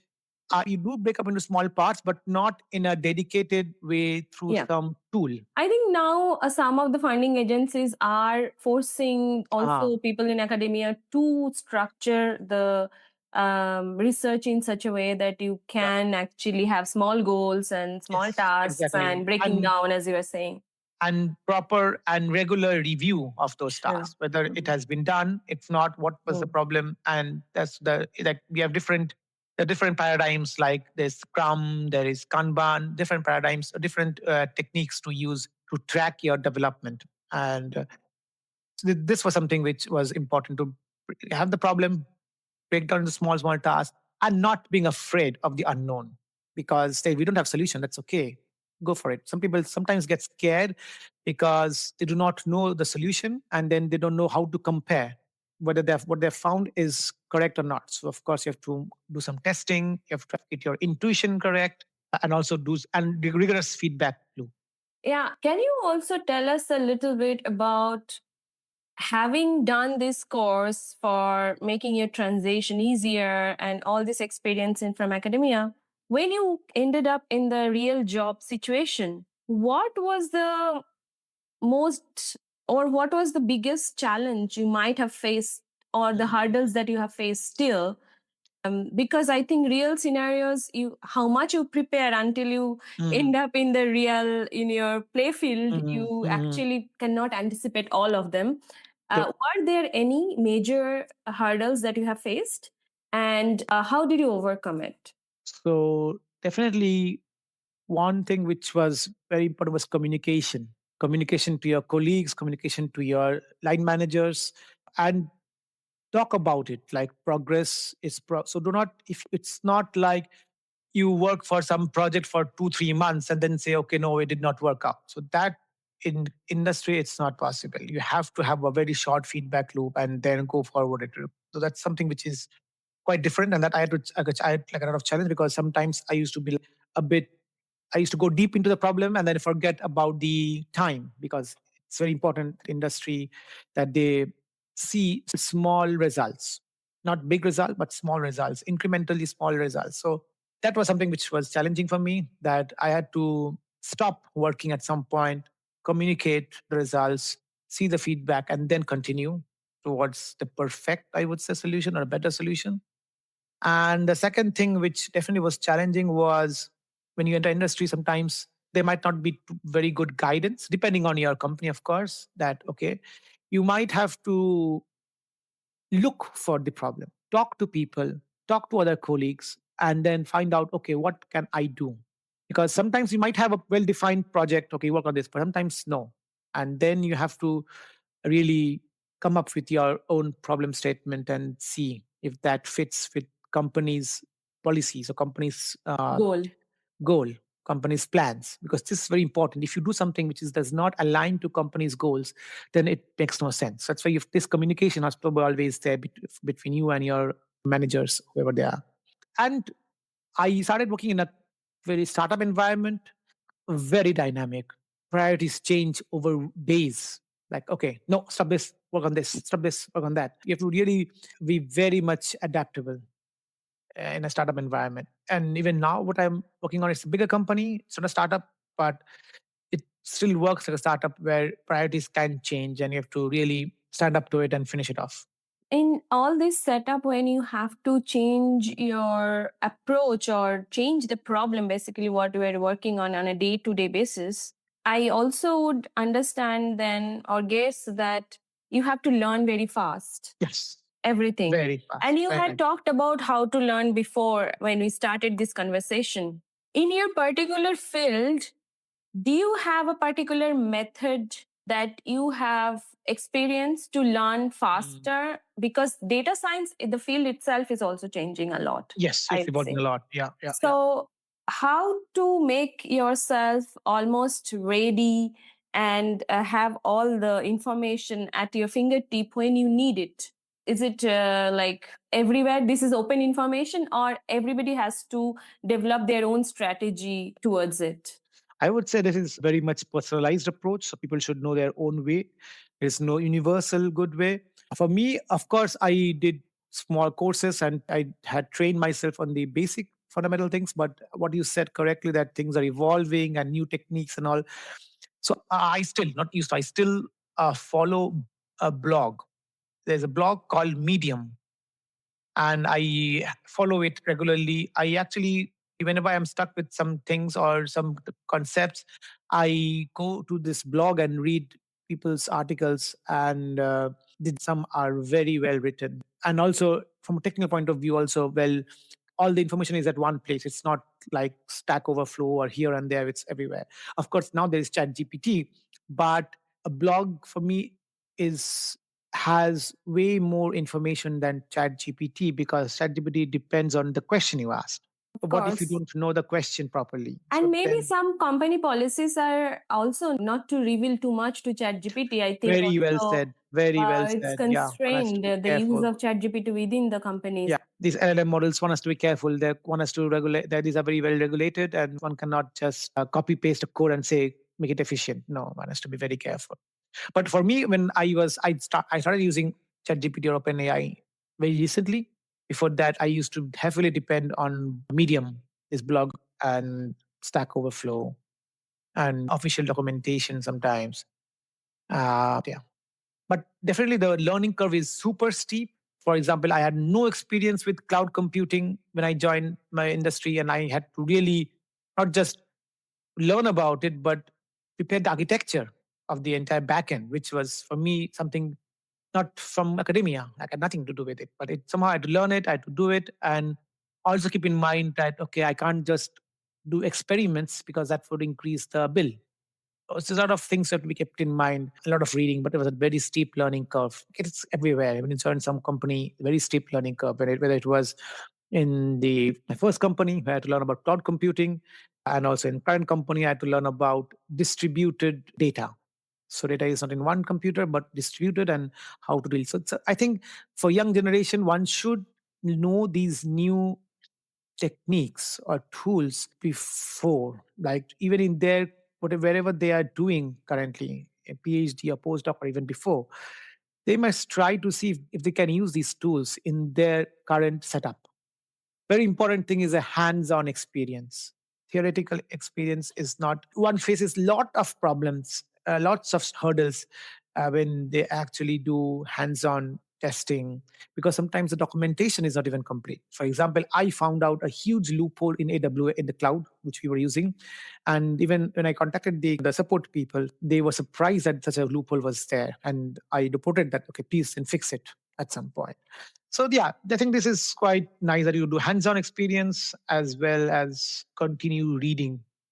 It sounds very also satisfactory on your part that having to learn something totally new and to have implement it and have a full structure in front of you working. That is, I guess, also what we work for wherever you are, whichever you feel the Mm, satisfaction of getting something done and mm. to also creating something, some platforms like this Yeah, yeah, and I'm fully. also quite fortunate that I didn't have an easy way through. So in the beginning, the first company and also this company, it was really not so easy. In both the companies, I was the first data scientist in that sense, only data scientist at that point. So I had to really build up everything myself, and even doing things which are like data engineering stuffs. That also was good because I proved to the company, the management, that yeah, I am capable of doing this. It was nice. And also, as you said at the beginning of our podcast, that fun is at the center part of your existence.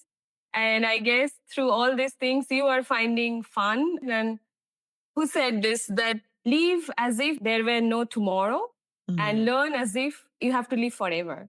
So I guess you are a living example of this. Yeah, yeah.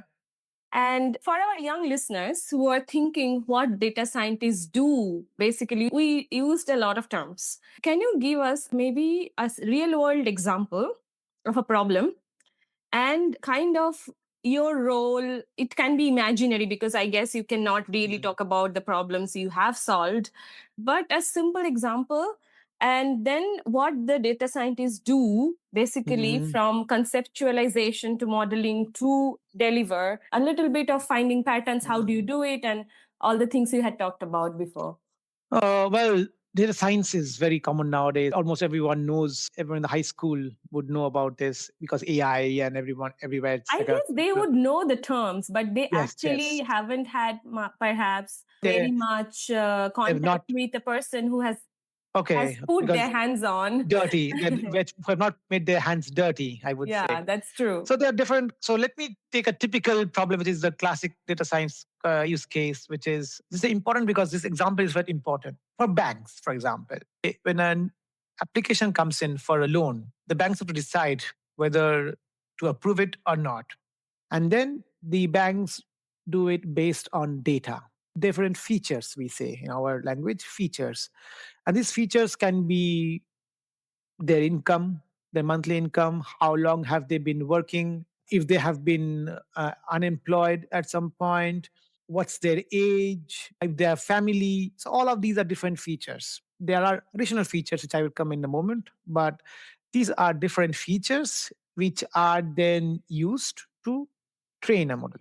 Mind you, do not think that these features or this data is available readily. They can be extremely dirty, dirty in the sense missing values, age. Someone by mistake wrote 115. Yeah, these are quite normal. Even Manual sometimes error. age is handwritten. You have to Yeah. then depict from the handwritten age, and so they're different. One has to do so. For data scientists, we spend 90% of our time cleaning the data and preparing the data. So that's very important. The data, you have to know that you have to understand the data. You have to understand what does it mean by wrong data, what does it mean by outliers, because all these would affect your model. If you do not have a proper clean data, then your model would give garbage in, garbage out. That's a simple thing. So we spend a lot of time cleaning the data, creating new features, understanding what are the features that are important, find the correlation. If there is good data, good. If there's not, we sometimes even create synthetic data to increase the data space. Now, and then you train the model, you have model, and then whenever a new application comes in, these features are fed in, and then the model predicts something with the probability. Is there a way to know which model will work in which No, field no, no, well? no. Or It's do you experimental. test various models to see? You have to test various models. You can get some idea from the data's distribution. You can get sometimes, but not always. And one has to do it hard way. One has to train a model, change the hyperparameters. Different parameters are there to change, and then try to find out what have you got. Sometimes the model can show how do you like. There are different ways to verify whether your model is giving the correct results. It may give good results on training data, but not so good on test data. So if you have different metrics to judge or evaluate the performance of the models, these are some things. A very important thing for this particular use case is the model can get biased. For example, address. It can happen that your address is in a neighborhood of not so rich people, like maybe financially a bit behind. Maybe the color of your skin, or the ethnicity, I would say. The ethnicity, the race can also come in the picture. And these are biases that has to be carefully judged. That's why you just can't give every all the features inside your model, because then your model can be very much biased. For example, these are typical things in US. If you come from a black neighborhood, then there's a high chance that your loan application would get rejected. And these are biases and these are not good. One has to be very careful with such scenarios. You not only have to look at the data, but also think about what's happening inside. If you see someone asks, why was my application rejected? You have to argue why. And then you see, oh, because, okay, why address? And then you see, because many such people of such ethnicity reside, and that's why your model rated. So then you should remove the address. So different ways. And that's why you see data science is not like what we think is very easy. It's not so easy. You have to really play and fight with the data, understand the data. Data can be huge. So, for example, what I'm working on now, several terabytes of data, and they are not very clean. You have to continuously look at the data and understand. And even the people who are producing the data, like feeding the data, they can make mistakes. A lot of things are there. So one has to take care about it. That's why I think this is a classic use case of understanding the data, cleaning the data, training the model, and then understanding the results or interpreting the results. And now with these latest regulations from GDPR of Europe, a bank needs to explain why a loan was rejected, for example. Of course, it cannot diverge its model, that's their proprietary, but they have to do it other ways to show that why was it rejected. Maybe because your age fell in this bracket. Maybe because your income, monthly income is in this bracket. These are things which have to be extracted from the model. And this is called XAI, explainability of AI. These are something which is very important, especially with this new GDPR and other government rules. It seems to me also that, as you mentioned about this ambiguity in data and having incomplete data in a way, and all the features you were talking about, it also seems to me that decision making basically is also a core part of your job and Yeah, as yeah. a data scientist. And critical thinking and decision making also was core part of your science education Hmm. and Hmm. research part. So I can see the Yes, how connecting. you got yourself in this position and you're succeeding and kind of your previous skills coming handy in this Absolutely. case. And such analytical mindset and connecting dots is somehow in our company, they really, in the two companies I've worked with, they have appreciated and really about my PhD background and academic background, that you come from academic background. You have this analytical mindset to think out of the box, connect the dots, really connecting the data, find out why this might have happened. So some things which are not so obvious from the data, and really it may seem bragging, but in the industry, at least in Germany or here in Europe, they appreciate if you have a doctorate degree because they somehow feel that you are super smart and you can think. So that's something which is important, that this thinking. Remember when I first started daydreaming, thinking, and then it all came back here. You think what's happening with the data. And people sometimes come to me, oh, I know that you can think. Can you just think what's happening here? And I look at the data and say, okay, this might be because of such scenario. So explaining the data, understanding the data, is all part of our day-to-day work, and it all comes from a training of long academic background.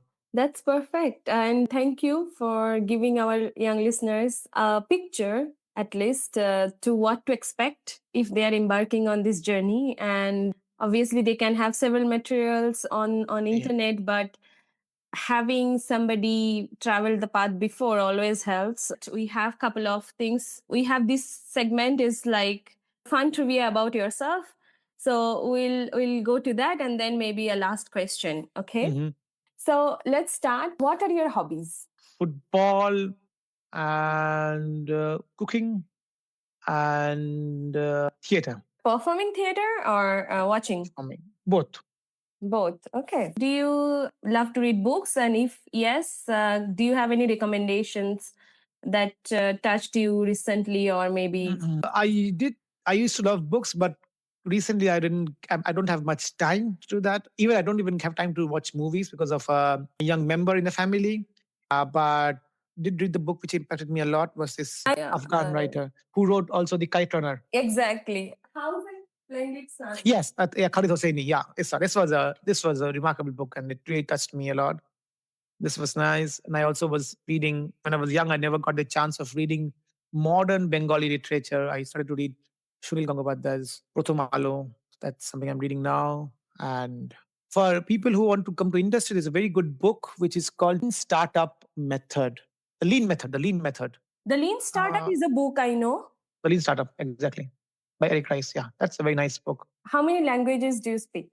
Bengali, my mother tongue, English, Hindi, I understand. I can speak, but with lots of mistakes. I knew Finnish, but now it's out of touch, so it's been a while. I think I won't consider it. And a bit of German. Do you have any stories from the biggest cultural shock that you got from traveling to so many countries? Yes. So my parents, my father especially, was very strict and when I was young. And even, which is quite normal in India at that point of time, even used some sort of, I would say, Physical punishment? physical punishment, yeah, which was unthinkable. It's unthinkable in Finland or other Western countries. When I tell my friends that, oh yeah, my father used to like beat me, and I said, what? They were like shocked. I like that was something Hmm. which was a quite of a shock, but then I understood why everything. And then like so whenever I invite someone, I always prepare food, whatever. But here it was not the same. I remember I once went to a friend's place invitation. I thought maybe he or she would prepare the food, but it's like everyone brings their own food, something small, and then the person would prepare something small, but not for the entire group of friends. And that was like a shock. Okay, now I've come to terms and I know what to do when, or at least proper communication again. I want to share one story of a friend who shared it with me. So he was new and he didn't know in the culture what it is, and he was invited to a birthday party to celebrate in a restaurant. Yes. And he Yeah. took an expensive gift Yes. for the birthday boy. And the birthday boy was super astonished that why this gift was given to him, because it was personal gift. In general, we do it as a group if it's Yeah, yeah, expensive or yeah, yeah, something. yeah.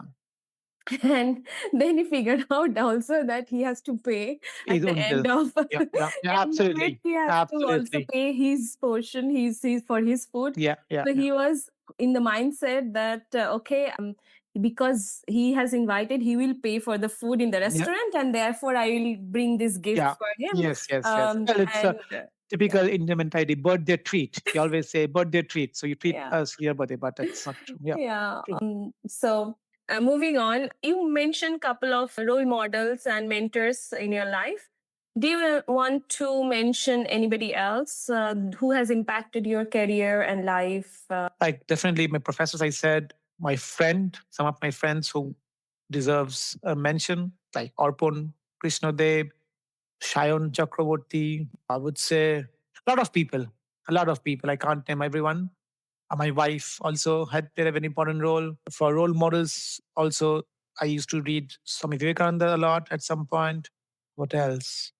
Watching good movies can also uplift your mood. Yeah. It doesn't necessarily mean that the movies are happy. It can be also very sad and very tragic, but somehow it shows different faces of the mankind. Okay, I think before I ask you the last question, are you in social media? If our listeners want to contact you, would you be happy Sure, getting sure, the sure. messages? And if you're okay, Yeah, yeah. I'm uh, not too active in social media, but I'm in Facebook, not in Instagram, unfortunately. you are in And LinkedIn. I'm in LinkedIn. So if you want to contact me, please write a note because I do not accept people without a note. Then I would definitely get back to you. So please write Dr. Dhar if you're writing directly, or anybody of our podcast guests, if you're writing, please address them properly while writing Professor or Dr. X. Just don't take the name as I'm taking the name, because That's I fine with me. I am fine with that.